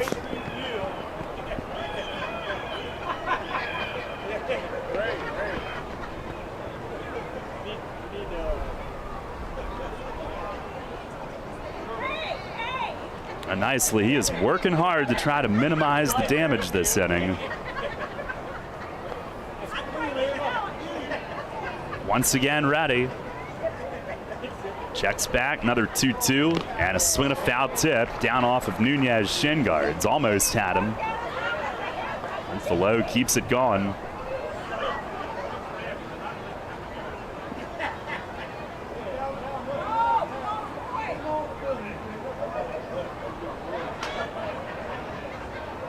This will be the 26th pitch of the inning coming up.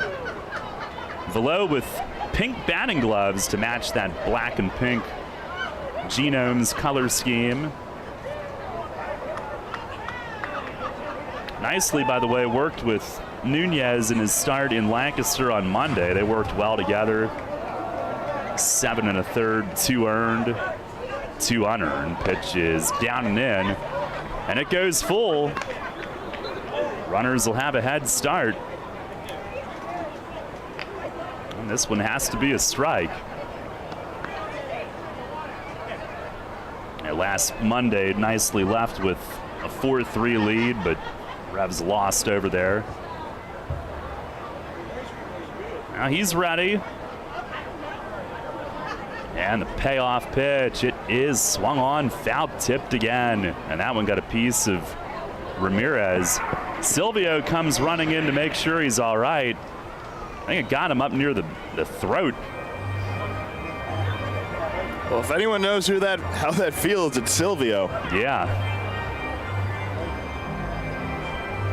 Or maybe just off the mask, but apparently Ramirez still remembers who he is.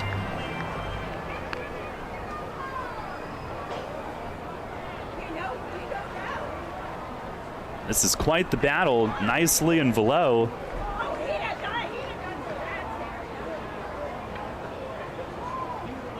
We'll have a 10th pitch of the at-bat. Here it is, and it's down low. And Velo works his way on, a bases loaded walk. And the Genomes now lead it 5-3. Picks up his 15th RBI.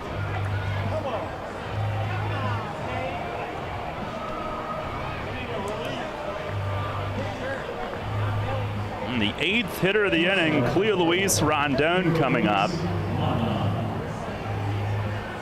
He lifted the Genomes to a 3-0 lead last inning. I'm sorry, a 9-pitch at bat, but whatever. Rondon lifted him to a 3-0 lead last inning on the home run. Nunez out to try to give nicely a breather here.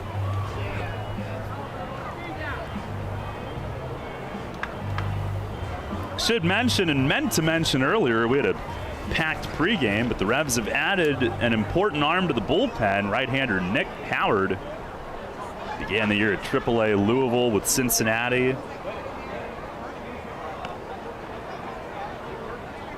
Former first rounder Nick Travieso knows him well.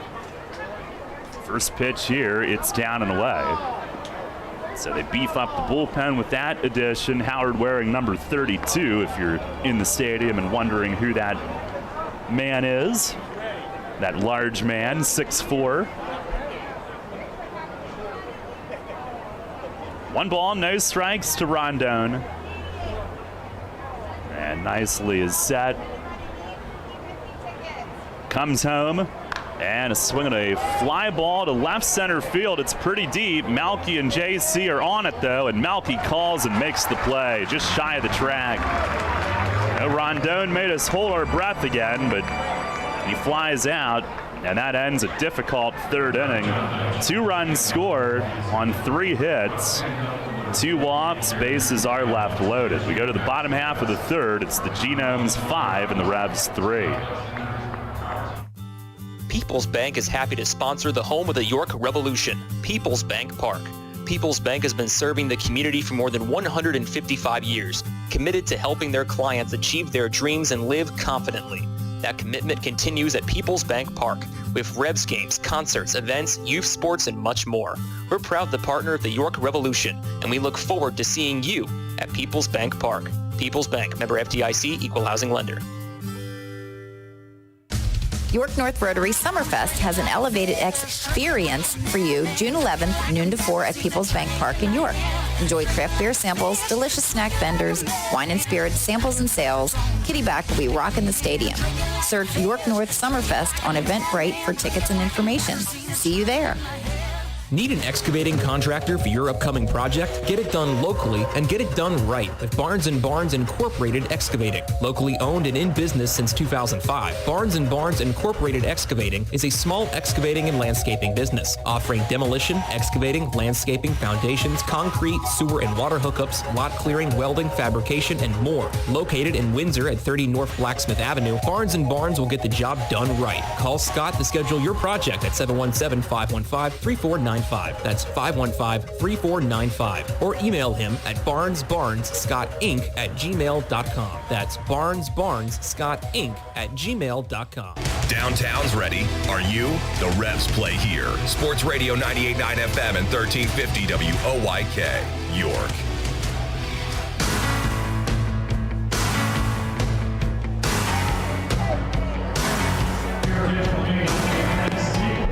Revs down again. It's 5-3, but very early still. And the last 3 half innings, well, you know what? We'll just recap every half inning.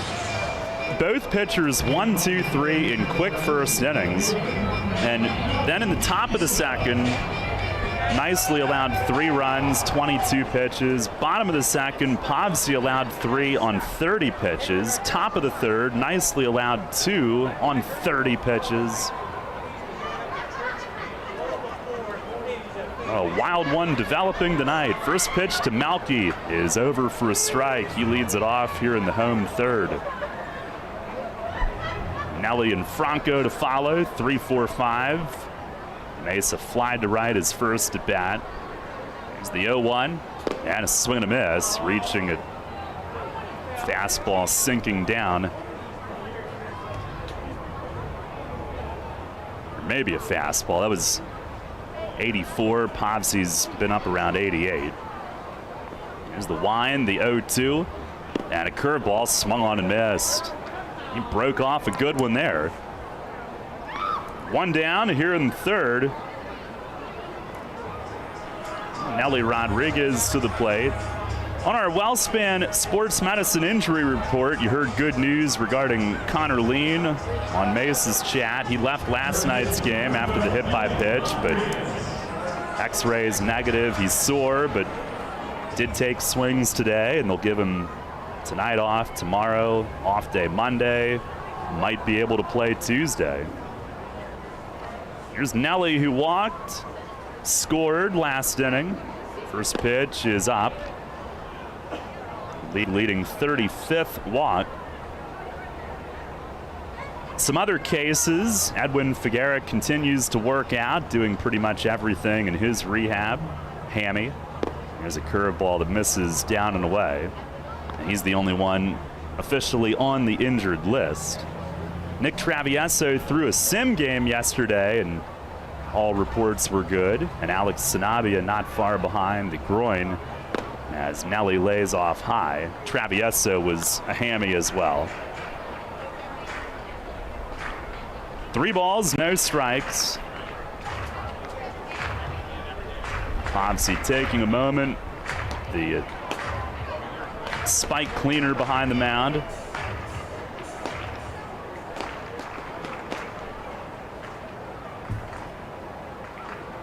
Now lifts the leg, fires, and it's a little bit high. And Nelly has to patiently accept his second walk in as many trips to the plate tonight. The 4th issued by Pavsey already.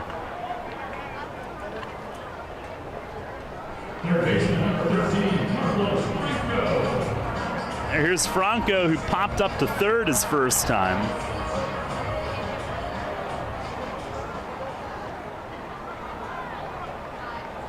The lights beginning to come on here. But you could not ask for a better night weather-wise, not a cloud. First pitch to Franco is down low.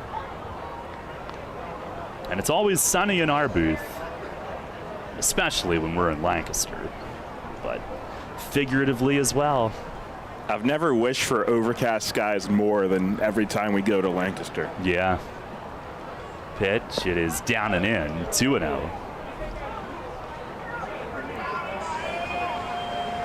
Yeah, I'll be honest, sometimes I even root for rain when we're over there.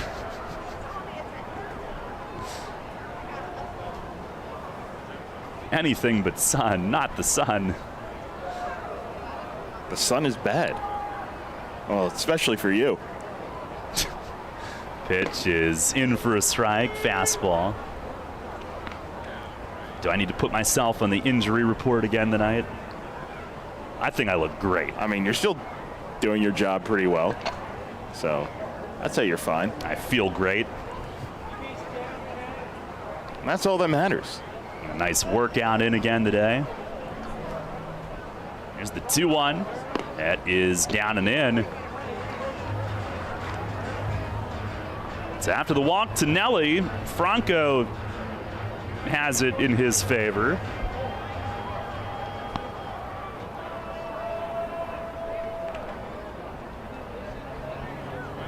Going to get a nice meal next inning.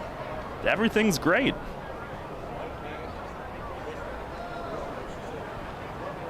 Three-one pitch. He leaves it high, starts but stops. They appealed to Silvio, who's out near second, but it's a ball. Ball 4. 2 on for Encarnacion. Revs trailing 5-3 here in the third. Back-to-back walks. I mean, the way Nelly and Franco hit might be a win for Povsey to just put him on. Here's JC, who walked and scored last inning.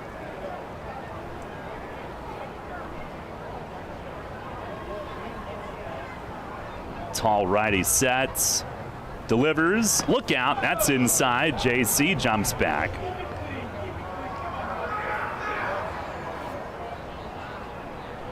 Well, JC did indirectly injure their center fielder yesterday. That would be enough over in Lancaster to make him a target. Here's the 1-0. Breaking ball over for a strike. Surprised he's not already a target given how he hits over there.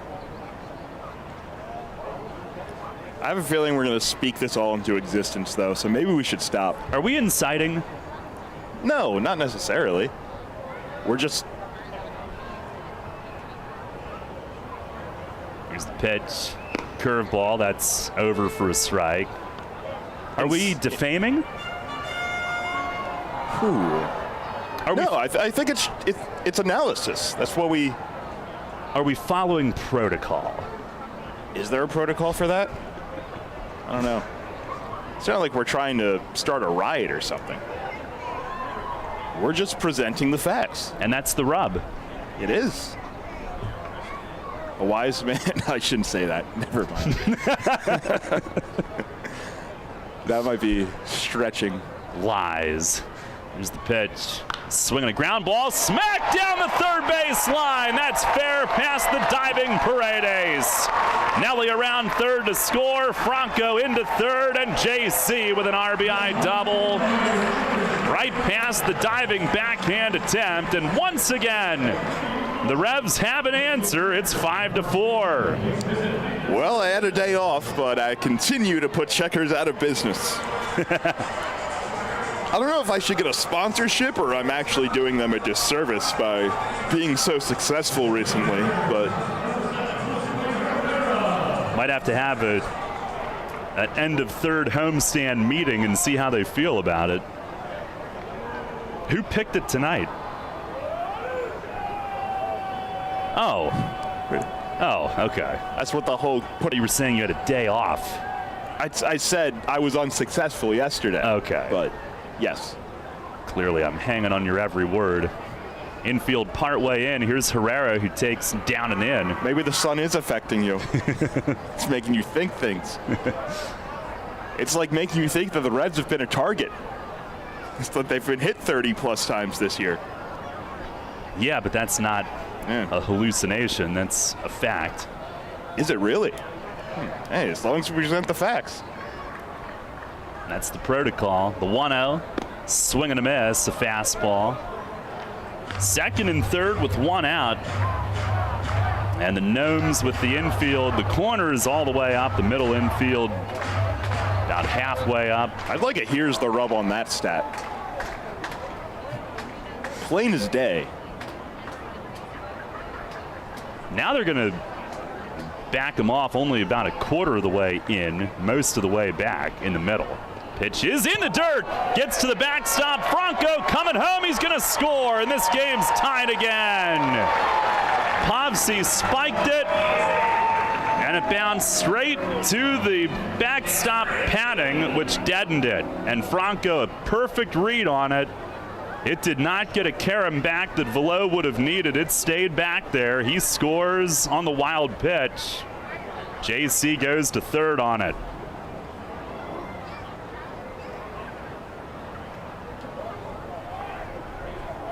"5-5." The Revs have answered again. And now they'll bring the infield the whole way in with a runner at third. One out, 2-1 on Herrera. Pitch to him, it is high.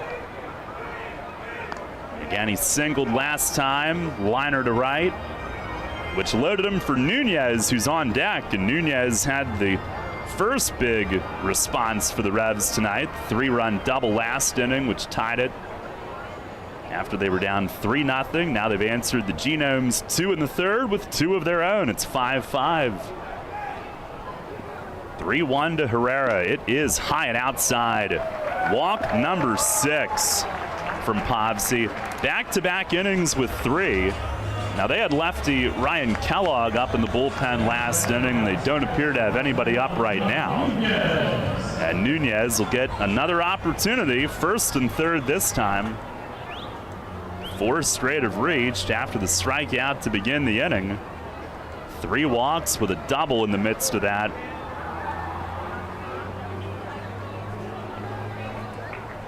Here's Nunez, who cracked that 3-run double to left center. And the first pitch, it is smoked but foul. He pulls it down the first base side, ricocheted off one of the Revs' bullpen seats. And now the Genomes do have bullpen activity for a second time.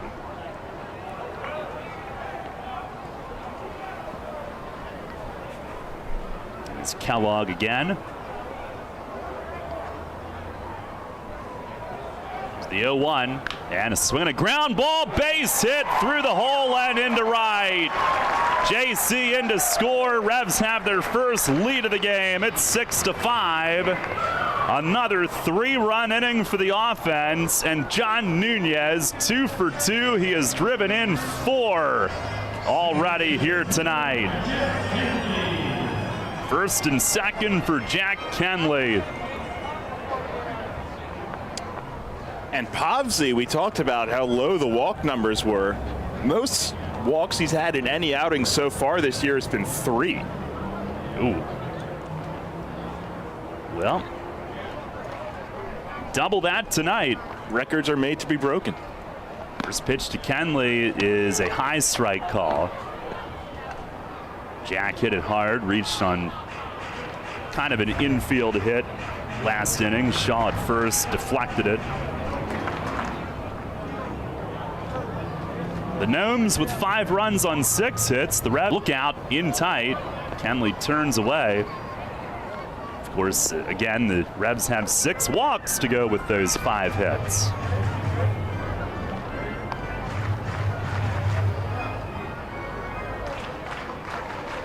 This has been a crazy first 3 innings tonight. Here's the stretch from Povsey.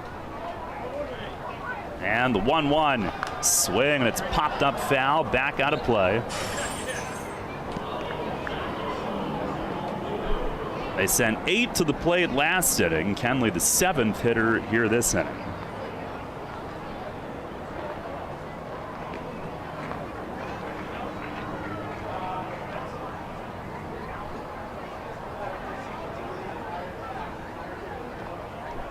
On the stretch, and he deals. It is down and in. Did that get him? No. Yes, it did. There was no call. That's helpful. It did get Kenley in the foot. It was either going to be a wild pitch or a hit by pitch, but it got a piece of him. And the bases are loaded. And now Fred DeJesus is issuing warnings to both sides again, the crew chief.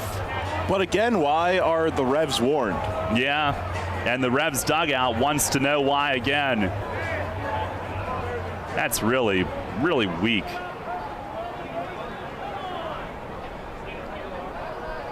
Well, number one, why are you issuing warnings for a breaking ball in the foot? Number two, again, it makes no sense. Like, you just got to have a feel sometimes, and there's none. That has been made pretty clear. Here's Stokes back at the top. Bases loaded. First pitch, he swings and he fouls it to the net. It's like we had the conversation for when it happened in Lancaster. The Revs had been hit so many times, thrown at so many times. They retaliate once and all breaks loose, and they haven't done anything this series. They've been warned twice in 2 games. And Povsey shouldn't have even been warned that he was ahead in the count. He's not trying to hit him. There's the 0-1. Look out. That's over Stokes' head. That is more warning worthy than Kenley's hit by pitch was. 100%. Oh, my goodness.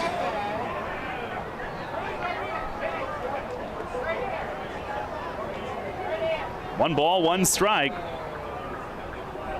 Stokes a foul out and a walk. There's the 1-1. Curveball, and it just missed. Popsy can't believe it. And that did look like it was right down the middle of the plate.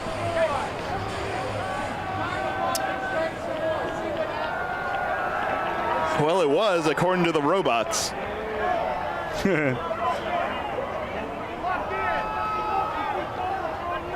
Ruben Ramirez hearing it from, I guess, Mark Minikazi. Not sure if it was Villanueva or Minikazi jawing at him. And they get a little heated going back and forth, both of them. Yeah, it's always a second level of heat when the mask of the umpire comes off. Here's the 2-1 to Stokes. Swing and a miss. He got tied up. Fastball up and in. Might have tied himself up. 2-2. He grimaced. Did not want to swing at that one. Has one big one left. Revs lead at 6-5 here in the third. 6 straight have reached. 3 home, 3 on base. Here with 1 out. 2-2. Curveball hit him in the helmet. He ducked. Popsy's been tossed from the game. That'll force in a run to make it 7-5. Stokes tried to duck. The slider got him in the back of the helmet. And the warning which preceded it leads to the ejection right now. And I guess Minikazi is going to be ejected as well. Well, yeah, when you do have the warning already in place, the manager is by rule tossed. But again, it was a 77-mile-an-hour pitch. We could talk all we want, and obviously we're frustrated with how much the Revs have been on the receiving end of this, but they have handcuffed the Revs because of 2 breaking balls that have hit hitters. And by the way, tonight it wasn't Mace who lost his lid from the dugout. It was some of the Revs players who were like, why are we getting warned again? And Stokes, he appears to be fine. He playfully pretended to stumble his way to first base. Probably just to mess with everybody. I gotta tell you, Daryl, I'm not a fan of this. No. It is, I mean, like we said, the narrative will always be there. We're frustrated. But now the Revs have been handcuffed because of 2 breaking balls. If they were fastballs, it's one thing. It was a breaking ball in the foot and then a slider that didn't break and hit Stokes in the helmet. And sure, it's the head. That's another instance of maybe, but still, they're breaking balls. Yeah. And now you have Austin Nicely, who's going to have to go out there, and he's had the inside part of the plate taken away from him because the other pitchers cannot control their pitches. And he's a guy that needs to pitch inside. It's a big part of his game. And now he'll have to think twice about it the rest of the night.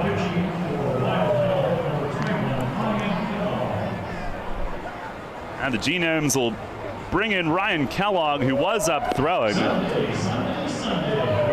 He shouldn't need much time. Popsy, 2 1/3 innings, 5 hits, 7 runs. He's responsible for 3 base runners, 6 walks, a strikeout, a wild pitch, 2 hit by pitches. And it's obvious he didn't have his control tonight. 75 pitches, 35 strikes. And now Mace is out for a brief discussion with Freddie. Kellogg takes over. Another large human being, 6'6", 230.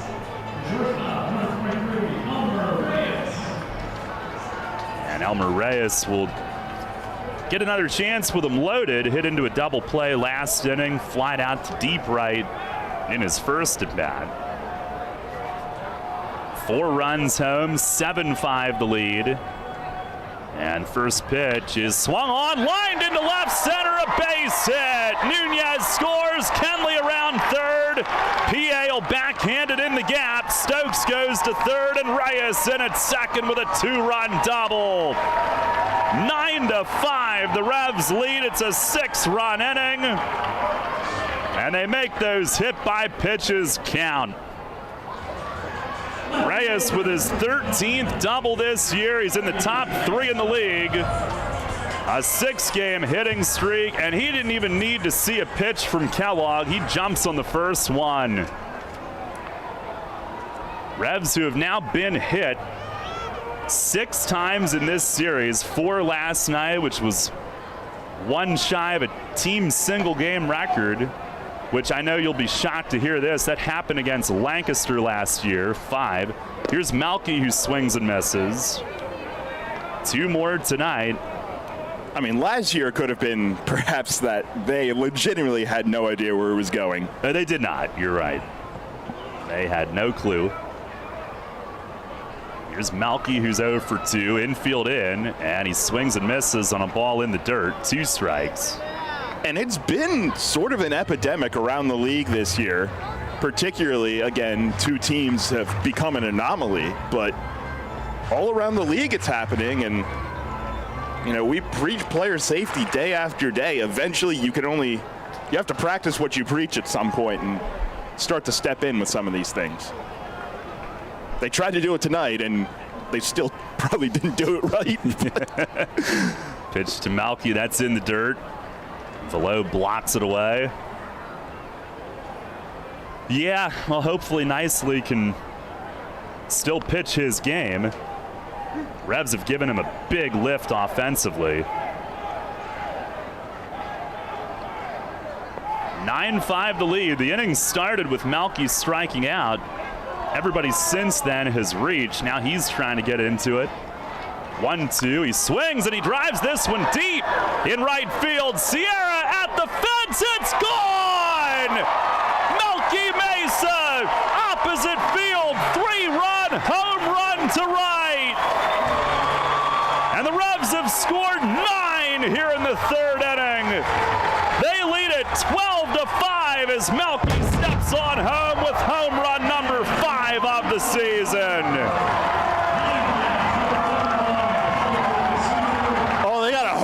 Chain. I love it. That is the way to make them pay. And Melchizedek blasts one out of here to the opposite field. Up into the Bud Light home run patio in right. And just like that, a 9 in the 3rd inning column. 12-5 the lead, and here's Nelly as a curveball plops in, a big 12-6 at 67 miles per hour for strike 1.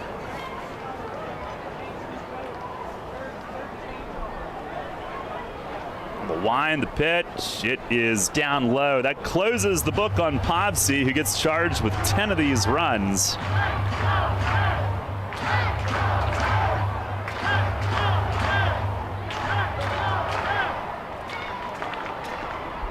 Nelly, 2 walks, 2 runs scored. Pitch is swung on, fouled back upstairs. It is 1-2. They're delaying my dinner, but that's okay. 10 runs on 5 hits. You definitely do not see that one every single day. And ejected in the process. Next one is down and in, 2-2. Yeah, that is a bizarre stat line that Povsey will take with him tonight. Kellogg's first outing was a start. 4 1/3, 5 runs, 4 earned. He deals, and a swing and a grounder off the end of the bat to short. Rondon to his left, scoops it, fires to first, and that's out number 2. 9 straight had reached and scored.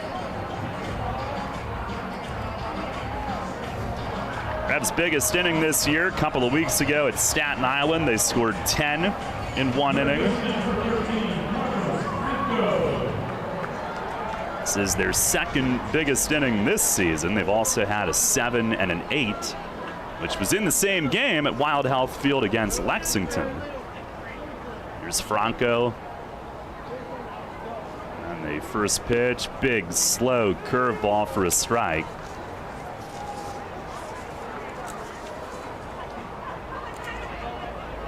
And this is tied for the 6th biggest inning in Revs history.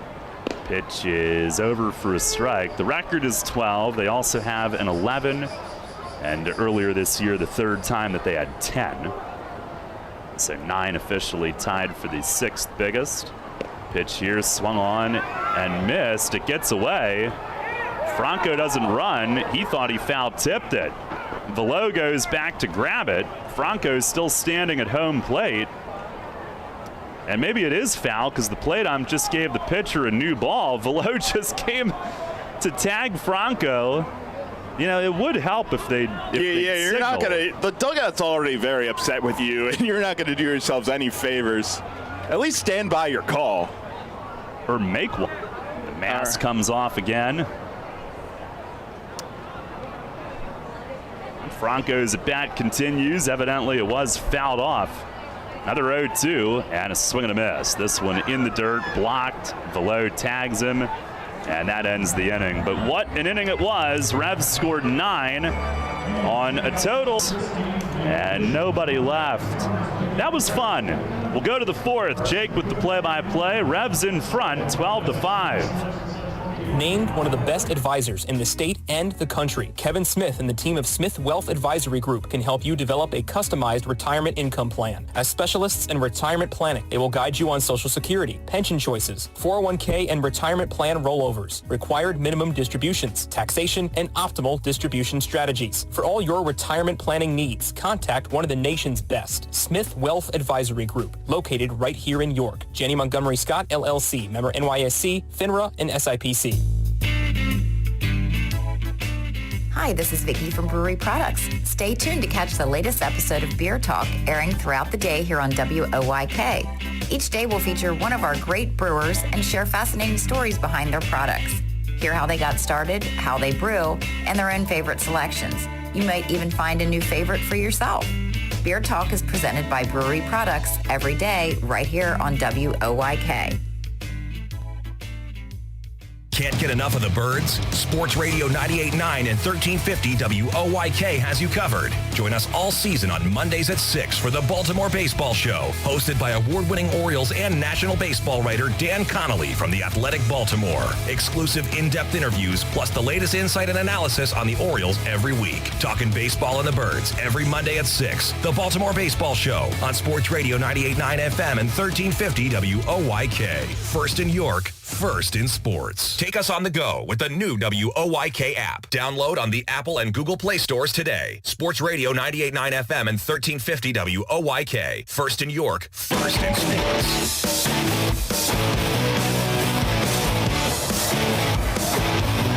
Well, Austin nicely got a nice rest in between innings. The Revs put up 9 in the bottom of the 3rd inning.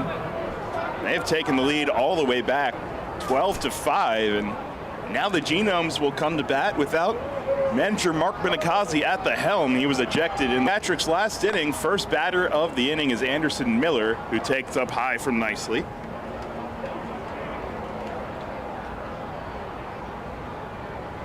Miller grounded out his first time up and now takes down 2-0. And nicely, really just one hard hit ball against him tonight. It was that home run. But otherwise, soft contact was just found the spot. This one is lined into center field. JC in, has a read, drifting towards right center and makes the play, one away. And it'll be interesting to see how nicely responds after sort of being handcuffed by nothing of his own doing. Now the 3rd time through the order for the Genomes. Luke Becker, the leadoff hitter. First one from Nicely is in there for a called strike, inside corner at 89. And now pitching with the lead and looking to settle in. Pitch from Nicely is in there, called strike 2.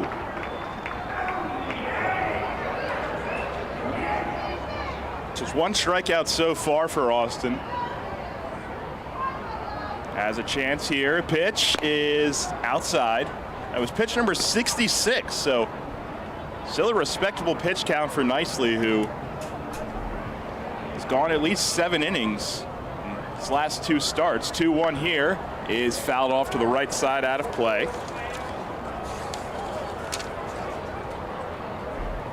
Seven innings in his last 4 starts, actually, going over the 100 pitch mark in 3 of them. 1-2 here to Becker, is on the ground, third base side, foul. Freddie Jesus jumping out of the way, or sorry, Silvio jumping out of the way and making that call. But the Revs, despite that big offensive outburst, only out hitting the Genomes right now by 1. Revs with 7, Wild Health with 6. That's what 6 walks and 2 hit by pitches will do. Another 1-2 from Nicely is right there, called strike 3. Becker has a word or two as he walks back to the dugout. The second strikeout by Nicely starts the 4th inning.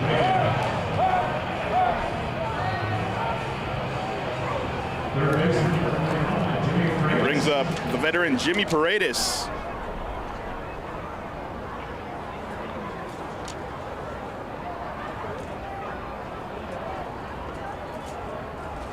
Switch hitter batting from the right side here against Nicely, and swings and misses at a good fastball up. And Paredes, who did a lot of his damage in his major league career from the left side of the plate, has hit lefties really well this year. 0-1, and this one's down, kicks away from Nunez. Paredes leaning forward as if he was going to take off. I don't think that would go over well at any time, more or less a 12-5 game. I would be terrified to see what would happen if someone tried to do that late in the ball game and maybe a comeback effort. Sure, the next day would not be pleasant at the ballpark for that man. 1-1, and went with the changeup that time. Paredes over top of it, 1-2.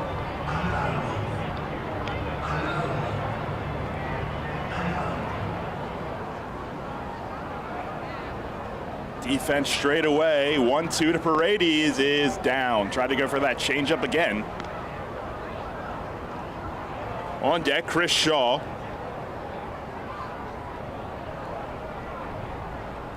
He's 0 for 1. Paredes 0 for 2. 2-2 pitch. And the top third of this order, just 1 for 6.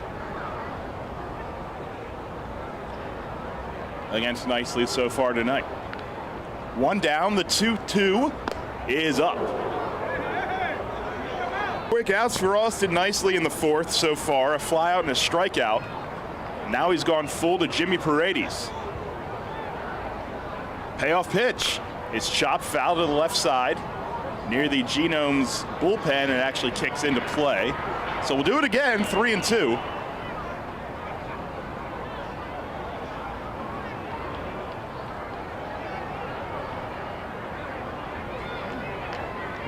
Nicely now at 76 pitches. He's ready for another payoff. Now he steps off and waits for Melky, who had to retrieve that ball to get back in position. Ready again. Full count pitch is down and away, ball 4. A hard 90 for Paredes down to first. Nicely's 3rd walk. And the Genomes have a 2-out base runner.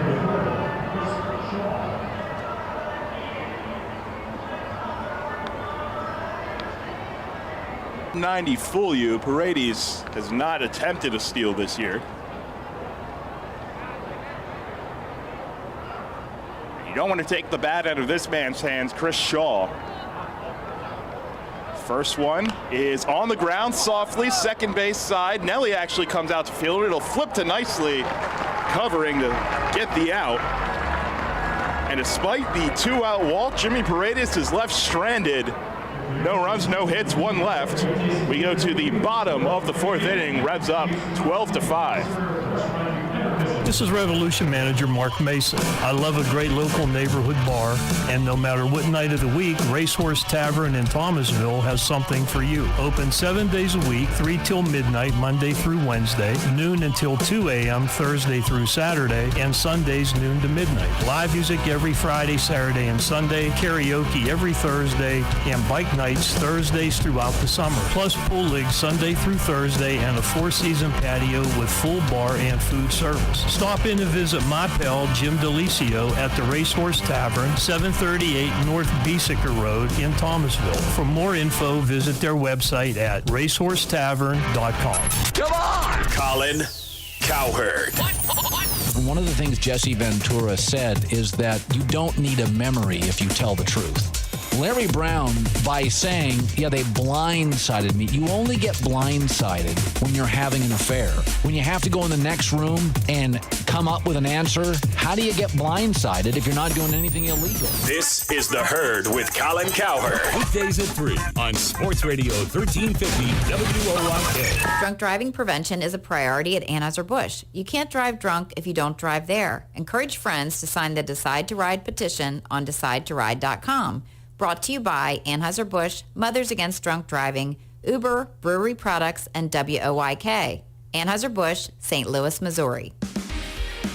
Listen live, on demand, and on the go. Download the new WOYK app on the Apple and Google Play stores today.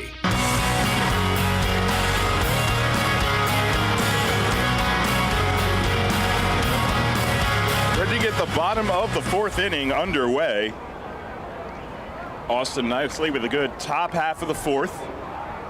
Had the 2-out walk, but left him stranded. Here's JC Encarnacion, who swings the first pitch, chops it softly to third. Paredes comes in, and it's off his glove. It'll be an infield single for JC Encarnacion. Second hitter of the night. He's on for the 3rd time.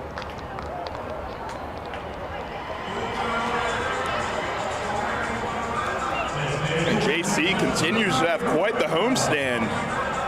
Had the RBI triple last night, a 3-hit performance against an otherwise dominant Mitch Lamson on Thursday. Came into the day with his up to 320. Here's Josue Herrera. He's been on twice.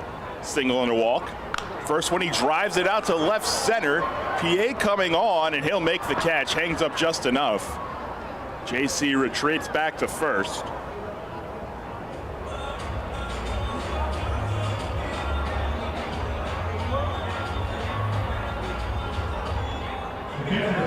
Brings up John Nunez. And Nunez has driven in 4 of the Revs' 12 runs so far. A bases clearing triple in the 2nd tied the game. And then a single last inning that was part of that huge 9-run 3rd inning. Bats from the right side now and swings at the first pitch, fouling it back.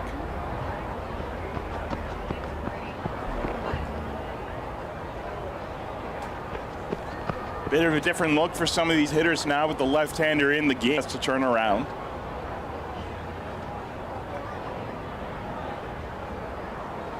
Oh-1 from Kellogg, and he lines it to center field, coming on Miller, and it drops in front of him for a base hit. Tried to deke JC, who went halfway initially, but he's into second. A 1-out single for John Nunez, 3rd hit tonight, and it brings up Jack Kenley. A hit by pitch in the foot that for some reason caused both sides to get warmed. Tougher look now with the left-on-left matchup. First pitch is inside.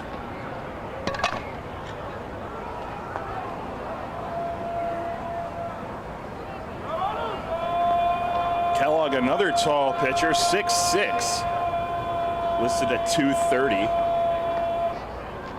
Deals on the ground, right side, and through for a base hit. Sierra comes up with it. JC held it 3rd. Station to station for the Revs. Kenley's second hit of the night turns the order around to Troy Stokes Jr. Bases packed and one away.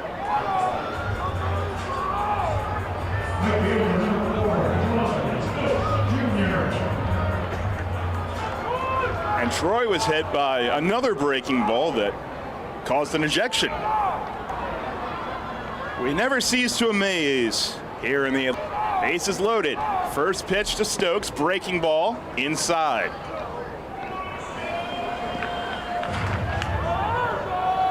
Stokes has only recorded one at bat. He popped out in the first inning, then walked and was hit by a pitch. Kellogg kicks, and he misses off the plate away. 87 that time.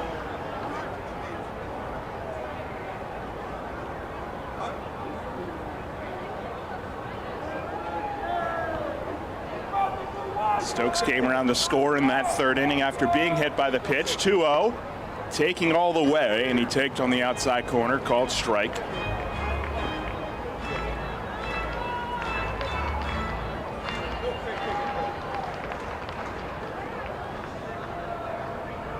Shaw plays behind Kenley. Kellogg working from the windup, and he misses down, 3-1.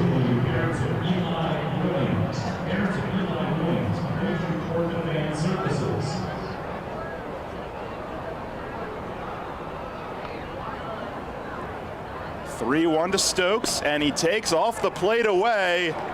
That will plate another run. Stokes' second RBI that he's